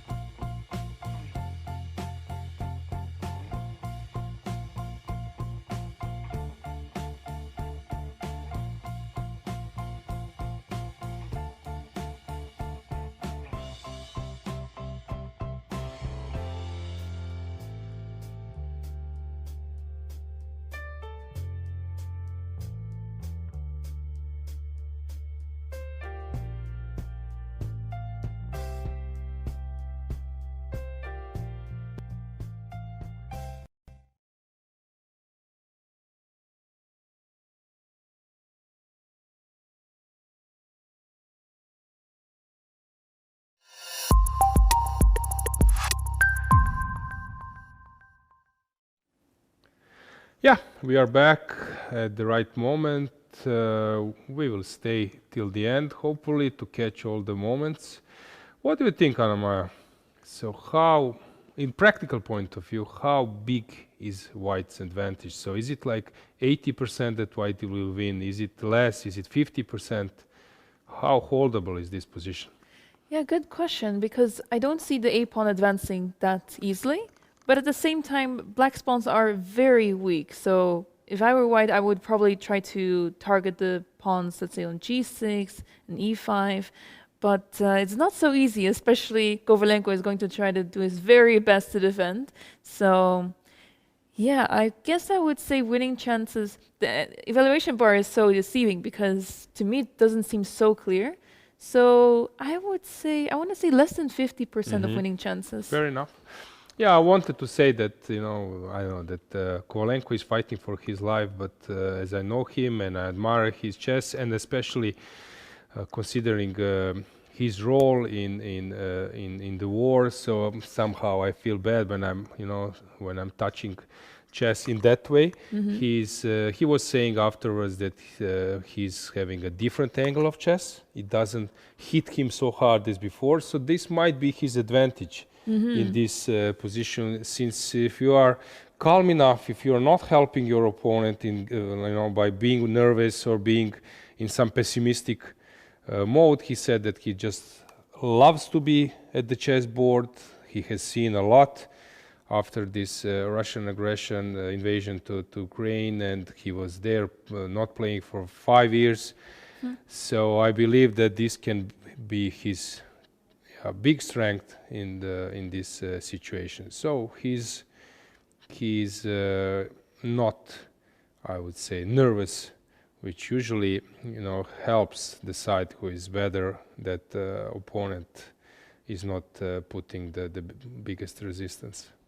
Yes, and nerves are such an important part of chess because it is so difficult to play the right moves when you're under so much pressure, and it's easy to collapse when you're down material, when you're down time on the clock.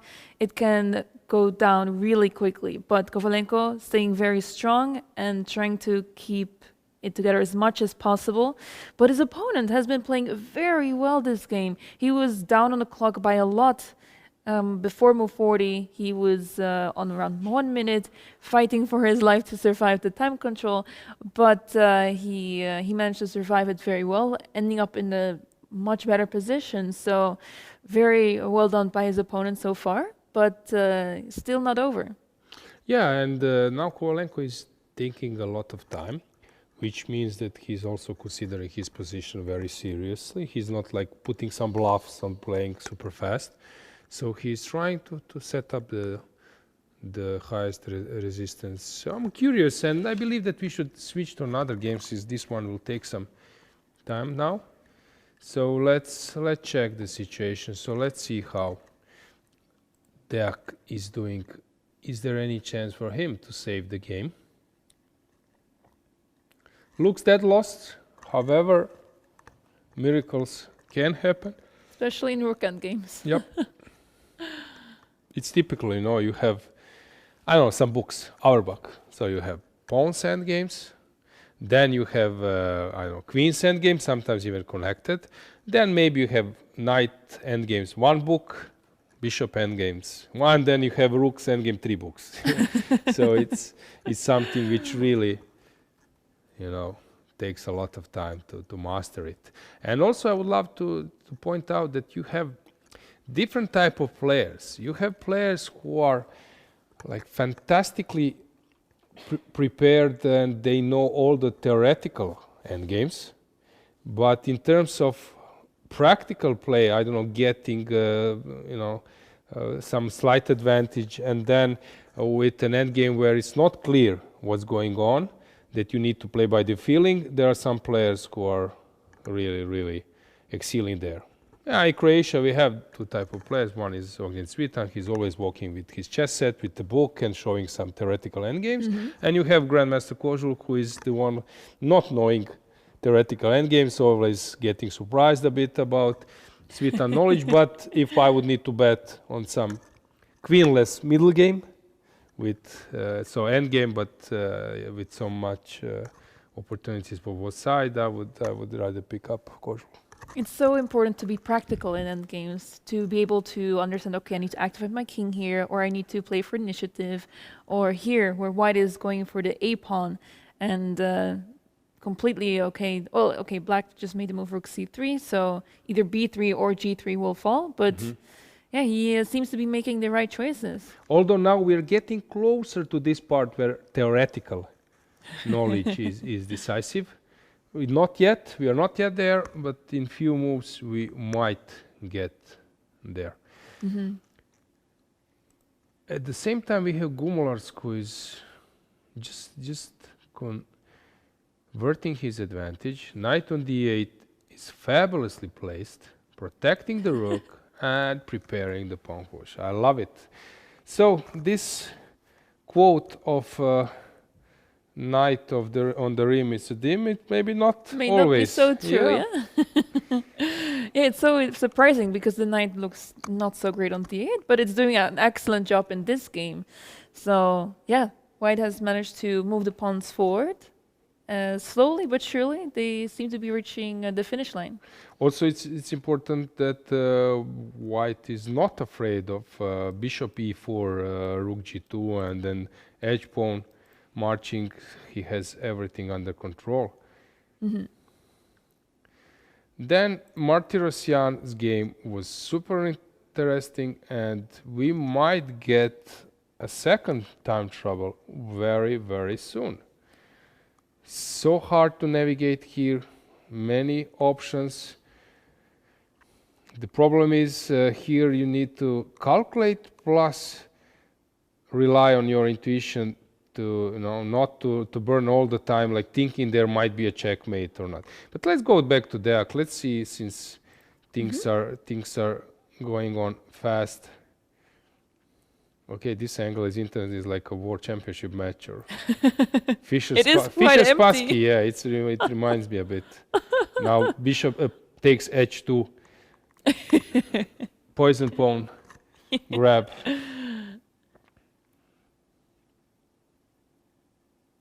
There seems to have been some captures.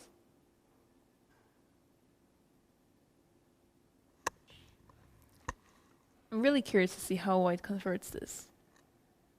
It always makes me very happy. Of course, in this position, you would never want to resign with black just yet, but it always makes me happy when the game continues, so I get to know, oh, this is how you're supposed to convert this position, or this is the best way to proceed, because even though the engine says, oh, this is completely winning, it may not be that easy, and an endgame can be quite tricky still, especially rook endgames. But the problem is here, and it's very instructive, to understand this king's activity. So the main difference here is that black's king is cut. So being passive, it's a concession.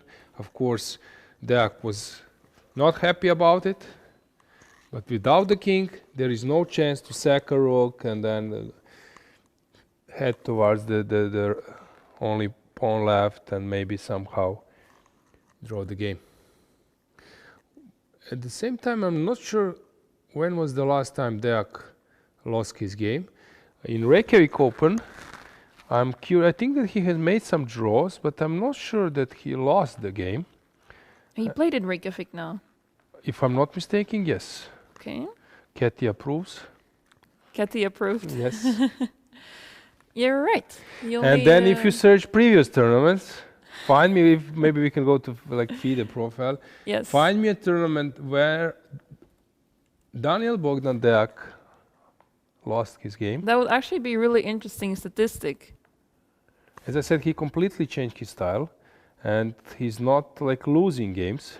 No, the worst he is doing is making draws, Yes. as it seems to be. Yeah, find me a tournament. A challenge. I got a challenge. The last time exactly. that... TikTok challenge. Oh, he actually made a lot of draws. Really? I'm surprised. In the European Team Championship, he drew all his games. Really? You shocked me now. Okay, I see here in the Grand Swiss. Grand Swiss against versus... Hakopian. Okay. So, this is the game to study. And now, you know, after I don't know how many like games. And Medonza. Leon Okay. Luke, yeah. So it's like what, 30 games, something like that. In a year? No, after 30 games, he Yes. will suffer a loss, most likely, which is yeah, it's a huge thing. Yeah. I see Alan Schulman, deputy chief arbiter, walking around. I would love to praise arbiters here for doing a tremendous job. Just, you know, to arrange score sheet with 500 players, to arrange players' cards, it's a huge thing. So it's not about, you know, I would say that this job sometimes when the game is having this non-time trouble phase, that it seems like arbiters are not like fully involved with some job, but there is a lot of preparational afterwards, checking, rechecking stuff. So big kudos today. If I'm not mistaken, last night they stayed till midnight, first day even more. So it's a huge thing. Mm-hmm. And we always like to praise that when we don't have any info about arbiters, nothing has happened, that means that they're doing a great job, of course, together with chief arbiter Tomasz Delega. Mm-hmm. Apparently in this position, king c5 is making a draw. I'm guessing because it allows rook a4. Okay, you want to control a4. Yeah, king b5 is a logical move.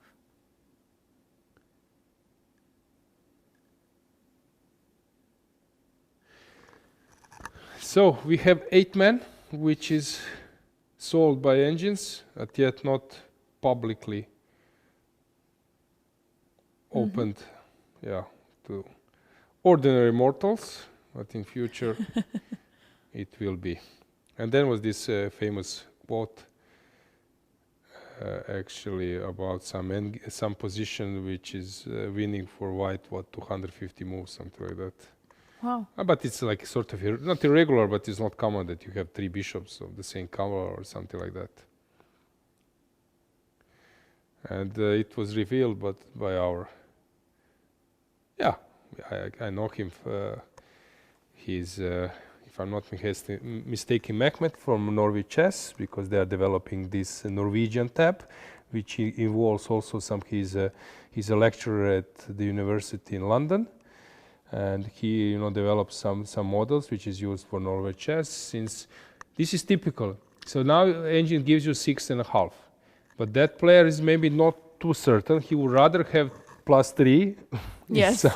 in some pawn's endgame or somewhere, Yeah. or whatever. So it's sometimes not adding this human touch. What is the best way for white to Probably proceed now here? building the bridge, right? Is it? To play rook d4. Yes. But also, this is a good question. Is rook d5 also winning?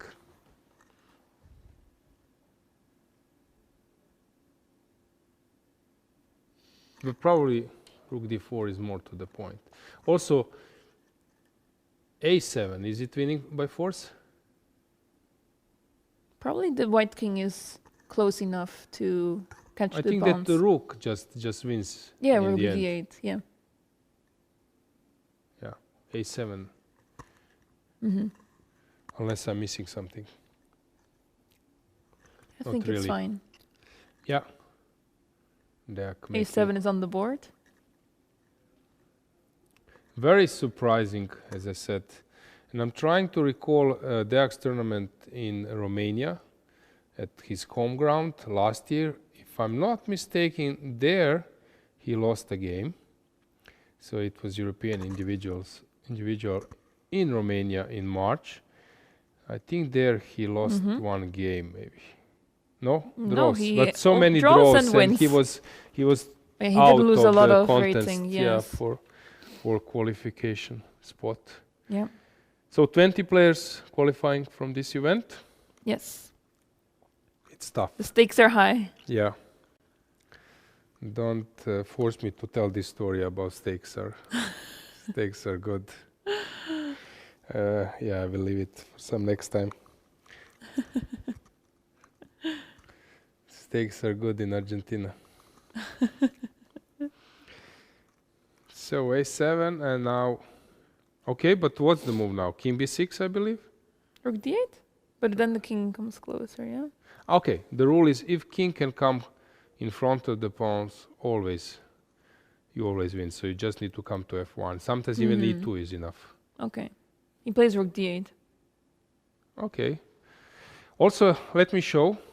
So rook d8, king f7 promotes, takes, king e6 shouldering.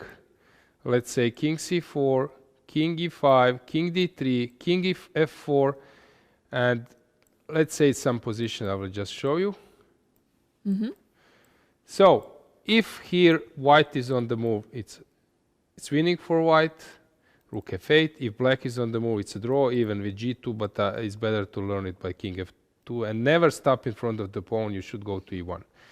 So Alan Schulman already preparing score sheets, very professional, and yeah, everything wins.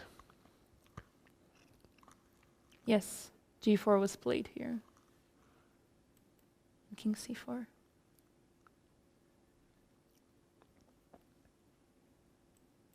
Yeah, king comes in front. Once I played versus Lorenz Trent, I won against him in Hungary. So there was a pawn on c6, but I was not taking it. I was just running in front of the pawn. They're making the moves quickly.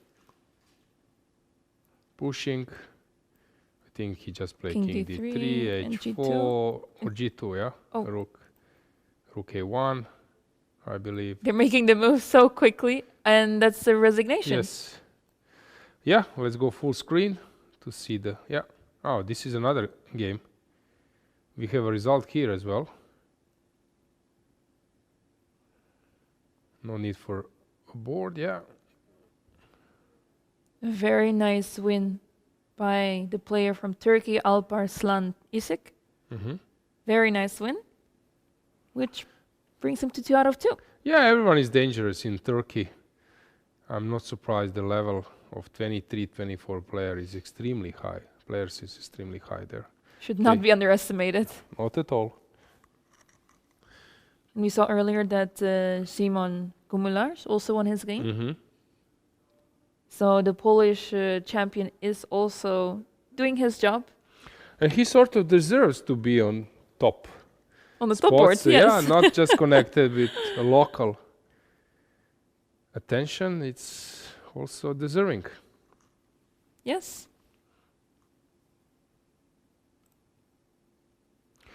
It seems that Timothy is outplaying even more. He grabbed the g6 pawn. Yeah. Regarding other games, Martirosyan. Oh, what an unclear position. Yeah, they're getting to this second time trouble. Lodici, he was winning all the time. Is there anything? Okay, we can stay here for a moment just to check. Is there any chance to get wrong? Typically, they say knight endgames are the same as pawn endgames, but this is quite a complex one. Both sides have passed pawns, but... Yeah, I disagree with that. As I said, that somehow people tend to say, oh, okay, if you're winning pawn's endgame, you are winning knight endgame as well. But it's not so simple, as I said. I would... leave this comment more for bishop's endgame. Kazakuski is better, but the game goes on. And Finek, he always plays super long games, and he's known for defensive resources, although being very young. Here we should see a draw, but the game goes on. How about Olivia Kilbasa? She is winning. So where to? Let's go to Martirosyan. So let's see, will he, or do you have any other suggestion? Yeah, I think that game is actually most interesting because it's such a complex game, and as the time is getting lower for both players, mistakes might happen. It's interesting because Martirussen had such a good position, but now the knights are so misplaced, unable to make progress.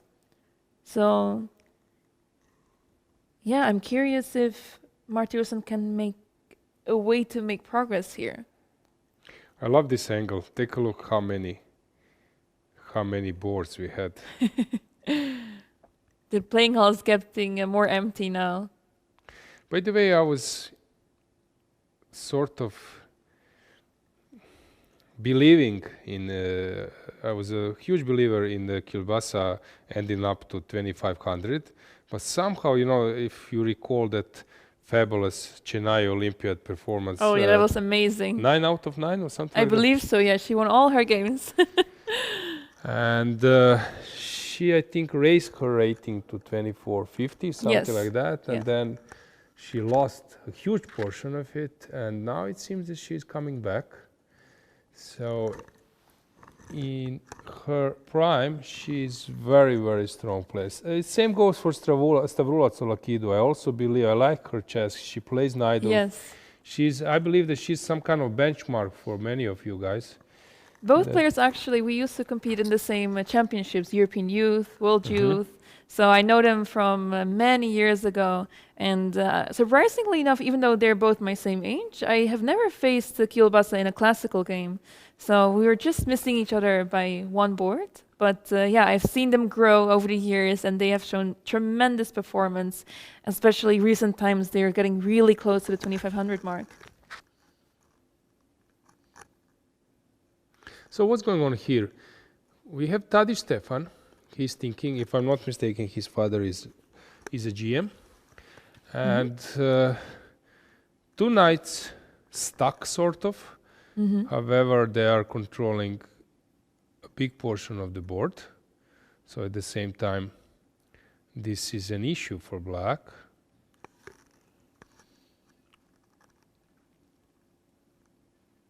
Yeah.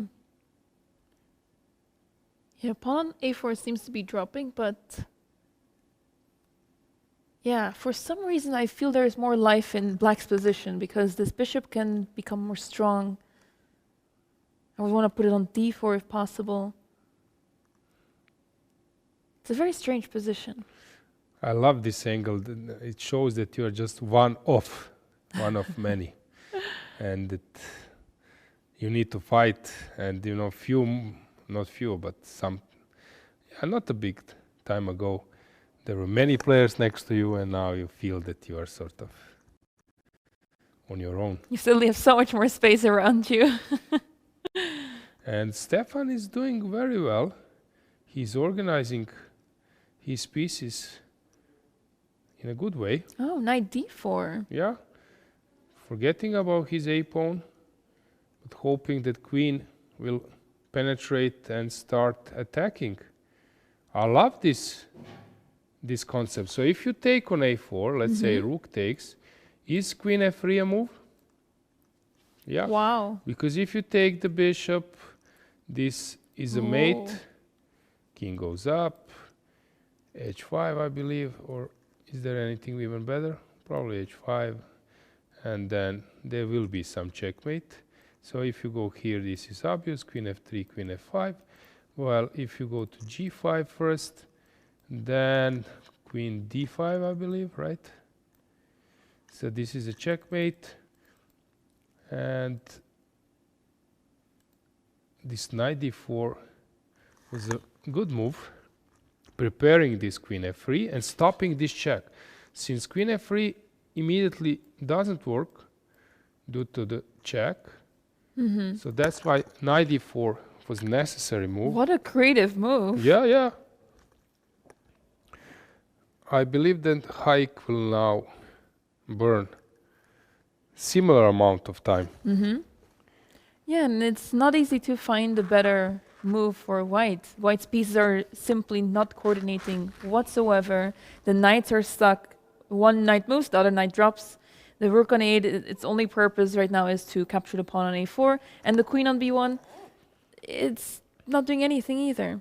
So, yeah, tough position for white. I would actually be very worried here with the white pieces that something goes wrong here.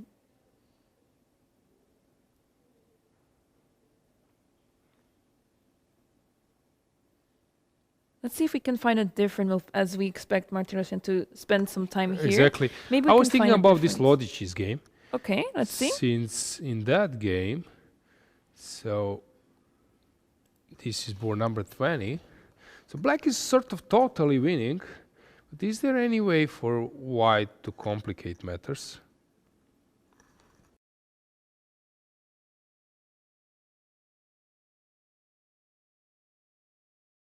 Take the pawn on c4 to then capture the ball on b4. There's still another one.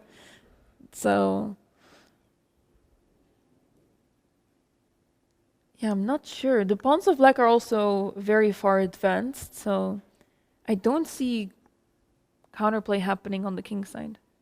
Okay, so g5, king f5, f4. Hike has made a move, queen to somewhere, to h1, g1, h1. Oh, that's also creative. Oh, wow. So we are witnessing something special. So let's try to navigate. Board 10. Yeah. Queen h1. Stopping queen f3. Yeah, exactly. Drastic measure, but what to do? Sometimes that's needed.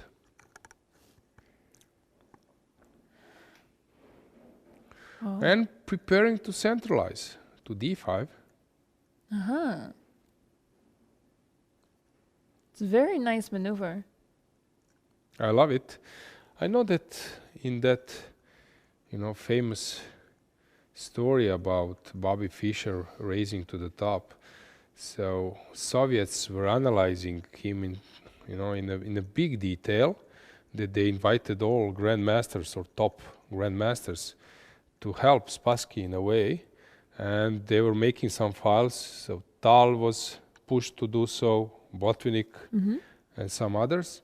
And if I'm not mistaken, first the Botvinnik said he started first to analyze his behavior during the game and saying that Bobby is keeping his fingers on his head, on his sort of to focus, but at the same time he is, checking his opponents, through his fingers.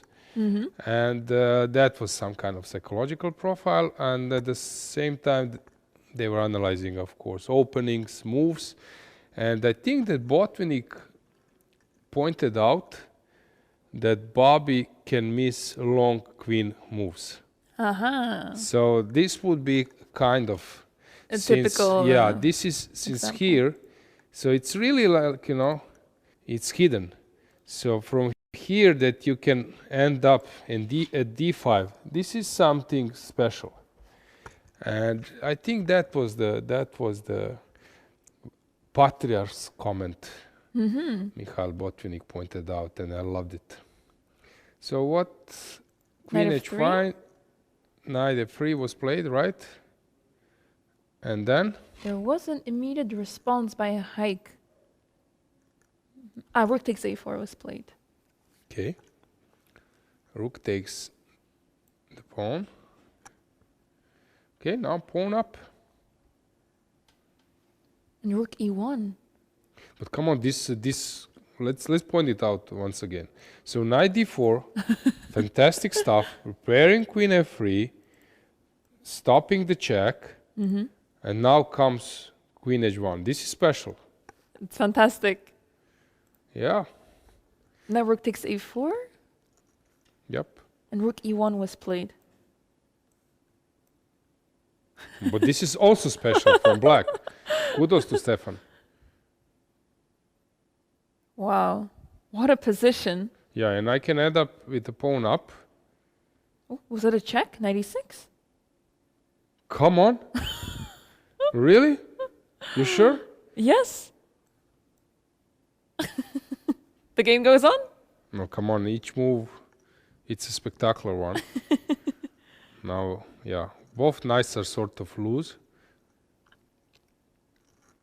Tadic down to 1 minute, so not a lot of time on the clock in such a complicated position. But he seems to be doing fine now still because the queen on h1 is still under attack. You can just move the king, I guess.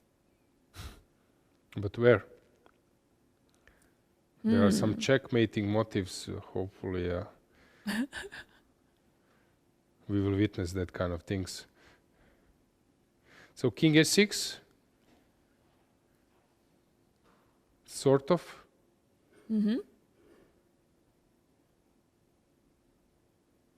So king h6 loses some spot Wow. due to checkmating motive. Can I take on e1?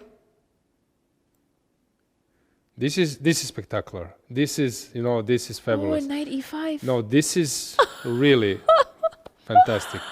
Wow. Whoa. That might just happen. Really? Come on. But okay, king h6 it's such a move that you don't want to play just out of principle, and he doesn't. King Yeah. h8. But this is special. It would have been really, really epic if that was on the board. But king g8, nice find by Tadic. It would be great if we could change an angle a bit to get them a little more visible, but anyway, we are fine. So, 5 minutes. Can he pull out another trick? I don't think so. The king seems quite safe on g8. Yeah, crazy that king is safe on that spot, but that's how it is.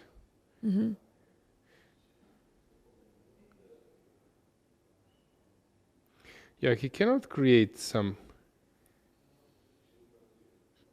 Is he thinking about... No, queen g2, knight g1. So you take on a3, what to do? Or queen e1. So he will be Okay. pawn up. So he took on e1.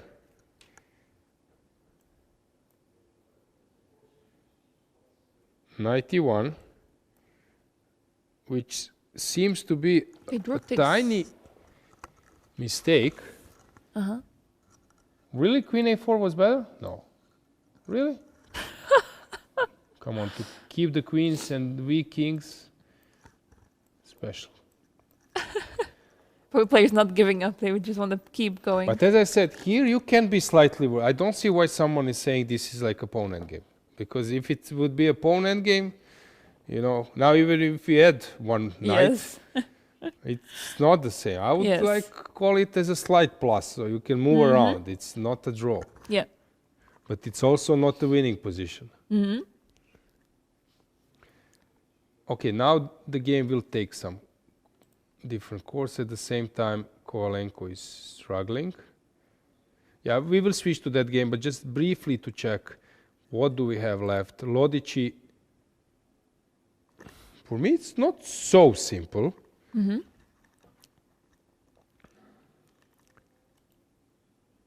Here, white is better. I mean, white has the bishop there, Yeah, bishop pair so and, it should be and good. the passer. Yeah, but it how do should- you break through? I guess with the pass. Probably Okay. something on this side on a long run. You mentioned that Olivia is winning, and it seems that she's just cruising towards the victory. Cantor, I mentioned that he Wasn't he doing really well this game?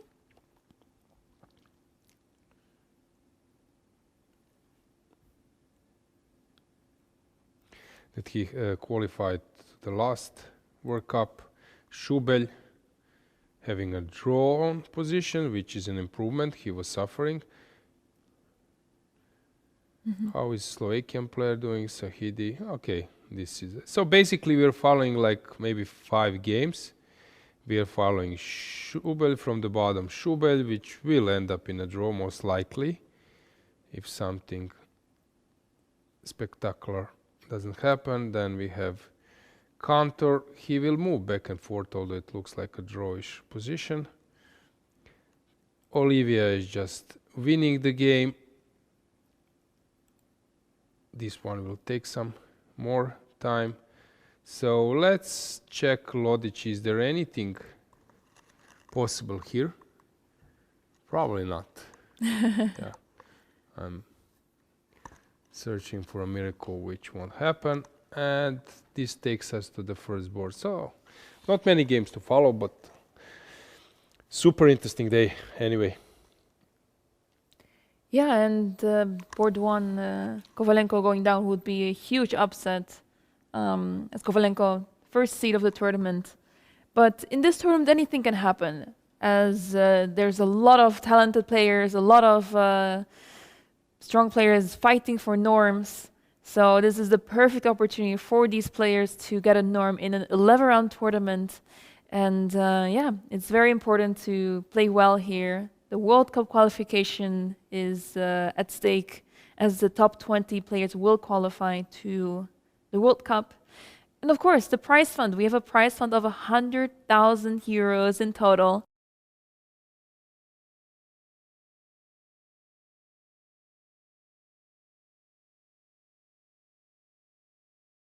There's rating prizes, so there's a lot at stake here for the players, and that's why this tournament is so important. And yeah, this would be a huge victory for Samuel Timothée if he managed to convert this. And he has been doing really well this game, despite being down on time by a lot compared to his opponent.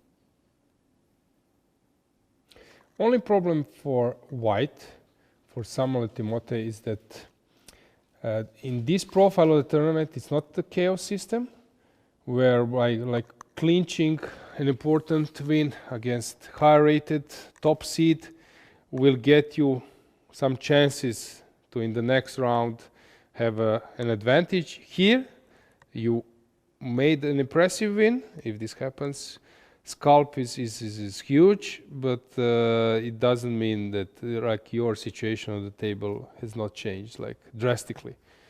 You just started with 2 out of 2, and you need to keep on winning, which for a player of 2400 it's very hard. So it's more like some breaking news than yeah, getting closer to the qualifying spot.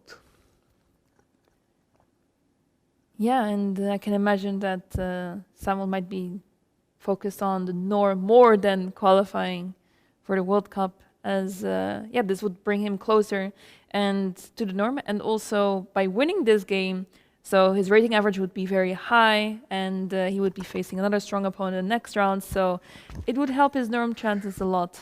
Yeah, probably next round he goes to maybe this bottom section. Who knows where? No. Not really. He will probably have something like 25, 50 again. Probably. Or 20, even more. There's a lot of surprises already so far. So some of the strong grandmasters are already down to 1.5 out of 2, or even 1 out of 2. So yeah, there's a big difference in the point sections now. By the way, Katy has touched this game of Krsteva Beloslava from Bulgaria. Mm-hmm. This game is still on? No, it finished. I believe it finished.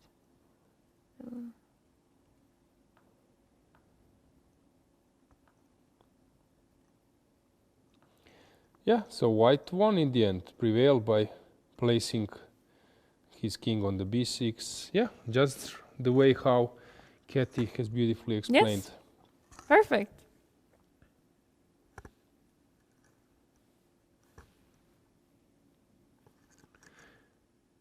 In the meantime, white is consuming some time here. Kovalenko is still fighting, being 2 pawns down now, but yeah, he's hoping on some activity. Martyrosyan, but he's not a pawn up. Hang on, I missed something.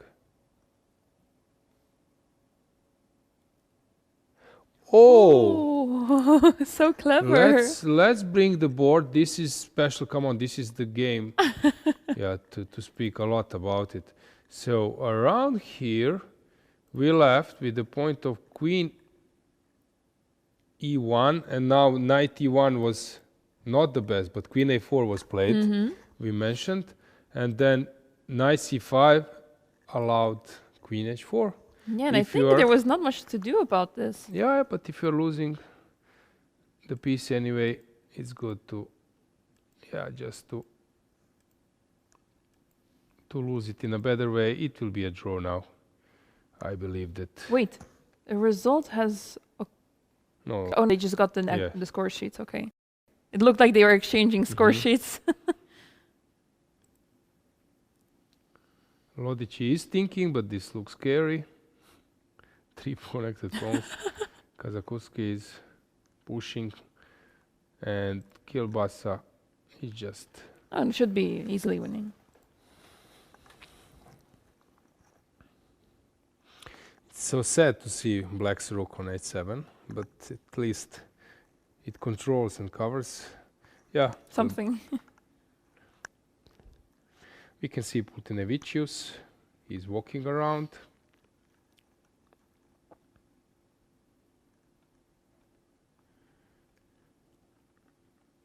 It was funny during the European Rapid and Blitz. Katie was doing an interview with him, and he's quite tall. And sometimes you don't know it if you're not in the playing hall, and you just see players from this angle. Mm-hmm. And then first impression, oh, you're tall. Yeah. Yeah, there was a lot of people as well that when they're sitting down, they don't seem that tall, but when they stand up, all of a sudden, they're very tall. But I saw earlier Ediz, when he was sitting at the board, he still looks very tall when he's sitting down. Cool. Yeah, he's one of the highest. You have also P.H. Nielsen, Vladimir Malachov. They are very tall. Kramnik. Mm-hmm. They said that Maxeve was a bit tall. Oh, Yeah. Sebastian Siebrecht from Germany, Grandmaster organizer behind freestyle chess.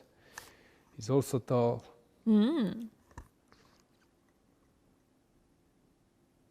While you had some, players like Reshevsky.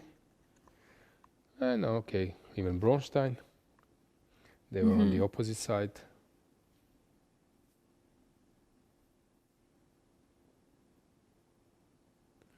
Yeah, they're making moves on autopilot, but White is just controlling everything. seems to be a smooth conversion. Yeah, we can also go full screen because I don't believe that we will have any moves of importance. So let's go with the camera full screen, since this will be the final moment of the round. White is 2 pawns up, and he's ready to catch this last pawn on a6. I believe that we will have a resignation, in few moments. Is this the situation of Ivan Sokolov versus Garry Kasparov, where Garry, took his Rolex, and this was usually the signal when he thinks that the game is sort of over. And then in Vaikanzi, and then he was sort of waiting for Ivan to execute that winning moves. But Ivan said, hang on, this is probably the first and last time I will have this kind of advantage against Kasparov. So why to speed up the process? And then Garry started inputting the moves in advance for Ivan, and then left. Okay. Because, that feeling that for Timotei, that he will be sitting on the first board with cameras and everything, winning against first seed, might not happen so quickly next time. Yeah, he played a wonderful game, and he seemed to be heading to a win. I mean, he's going to capture h6 pawn soon, and it should be lights out very, very soon. What's your memorable game? Do you have some scalp or something which you remember as a special one? Good question. I guess in the tournament where I got my international master norm, at first things seemed hopeless, and there was this one game, like I believe it was round 3, and I was thinking that I was going to lose the game. My opening was not good, and my opponent was outplaying me. But then slowly, I managed to find counterplay from the craziest, in the craziest way. I didn't know it was possible, and I managed to outplay my opponent, who was an international master. So that set the tone of the tournament. Okay, maybe there is something possible in this tournament. And then I went on to get the international master norm. So I think this one is pretty memorable because of this win, it changed the tide of this tournament for me, and then suddenly I started to get really close to the norm, and I actually managed to get it. So Yeah, so it was of huge importance for you, but you don't recall the name of the player, right? Okay, that's cool. I am so bad with remembering names. I Okay. often see the face of the person, but I cannot recall the name. I think it's a photographic memory thing where I just don't remember names. Okay, But and my then- opponent was very nice. I know that. And when you started to speak about the experience, I was, worried that you might come up with, I don't know, Title Tuesday flagging, Oh no, flagging no. some strong grandmaster. Maybe 5 years ago. No, I typically don't remember what happens in online chess. Good. So here, final moments. As you could see, guys, so Samuel Timotei is pushing his G pawn to open the door for H pawn, and now like Kovalenko is just making moves but waiting to resign after the smoke will clear. Yeah. And just to inform you, the game of Martirosyan against Tadic ended in a draw after all. What a game, a memorable one. And we also Yeah. have another game, Kantor. I think that's Kantor behind. Has finished his game. Probably in a draw. Yeah, this is a draw as well. So not many games left on our top boards. So Lodici is Still about winning. to win the game. Kazahuski is playing.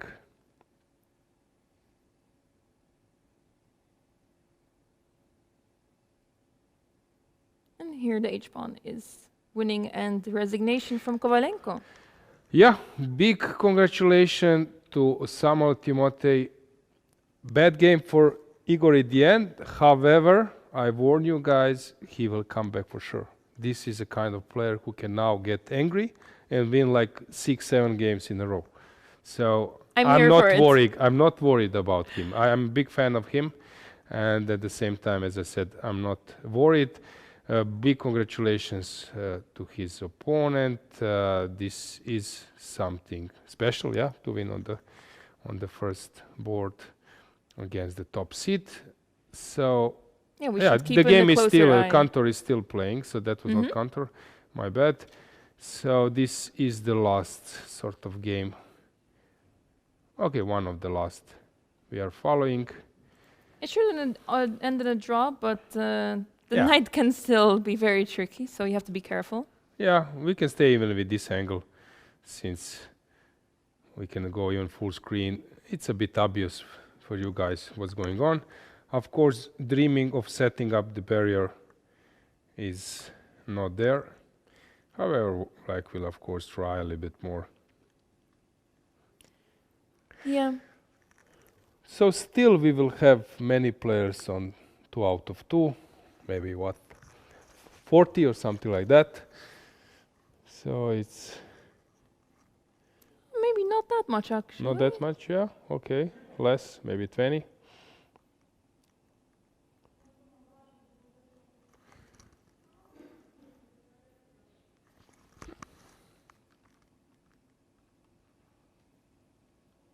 The standings are not updated just yet, so Yeah, we but might be missing some of the players from the other tab.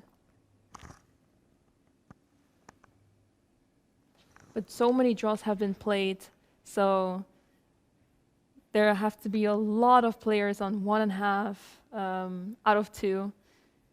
And that's normal, because in this tournament, a lot of talented players are participating. Some players are even underrated, so surprises are very normal in the tournament. In this tournament, where we see games with a lot of rating differences between the players. Here we see on the screen this endgame. The knight is heading to f5 to block the bishop, but as soon as the knight is traded for that bishop, the king of white is close enough to stand in front of the pawn and make a draw. So, and here we have the view of the playing hall. Most of the games have finished. There's a game in front here that just finished. And it's looking so empty around the players.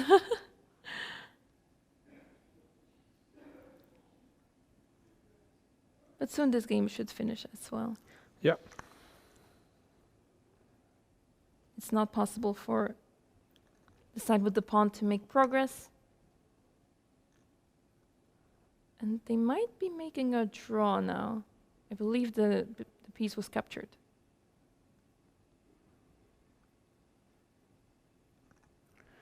Okay.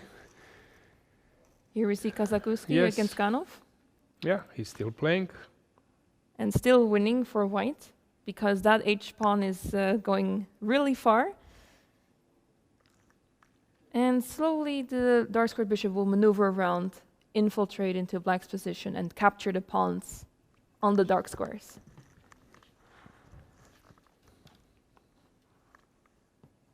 Both players do not have so much time left, but 4 minutes should be enough to convert this. Yeah, let's bring the board just to show you. So he's He takes the knight off the board. taking- Now he yeah. has two passed pawns. Yeah, he will push probably f6, and he thinks that he can. Yeah, that he can win with those two pawns, which actually it's quite obvious that this will. I believe was knight c8 move played? Knight?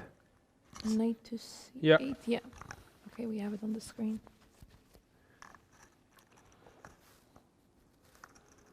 And now the pawns are unstoppable.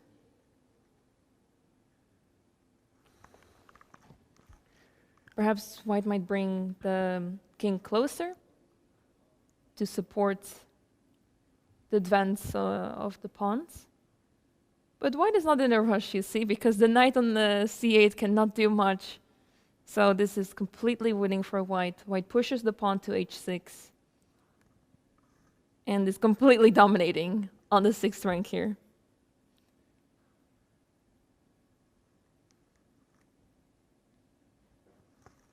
And resignation is here. Yeah, I believe that now we have all the games finished and we can slowly conclude our day. Another, I would say, super interesting day. Absolutely. Yeah, and I believe that in this championship, and actually maybe the even like profile of the players have changed. Not many draws, so people are here to fight, which I think helps to all of us to enjoy this tournament. So thanks for that, dear players. While dear viewers, be with us tomorrow same time. 3 p.m. Central Time. So greetings from Katowice, and yeah, many more interesting moments ahead of us. So I'm Grandmaster Loz Jankovic, and together with Anna Maja Kazarian, and of course Kati Casalashvili is also always with us. So greetings from Poland. Thanks for watching.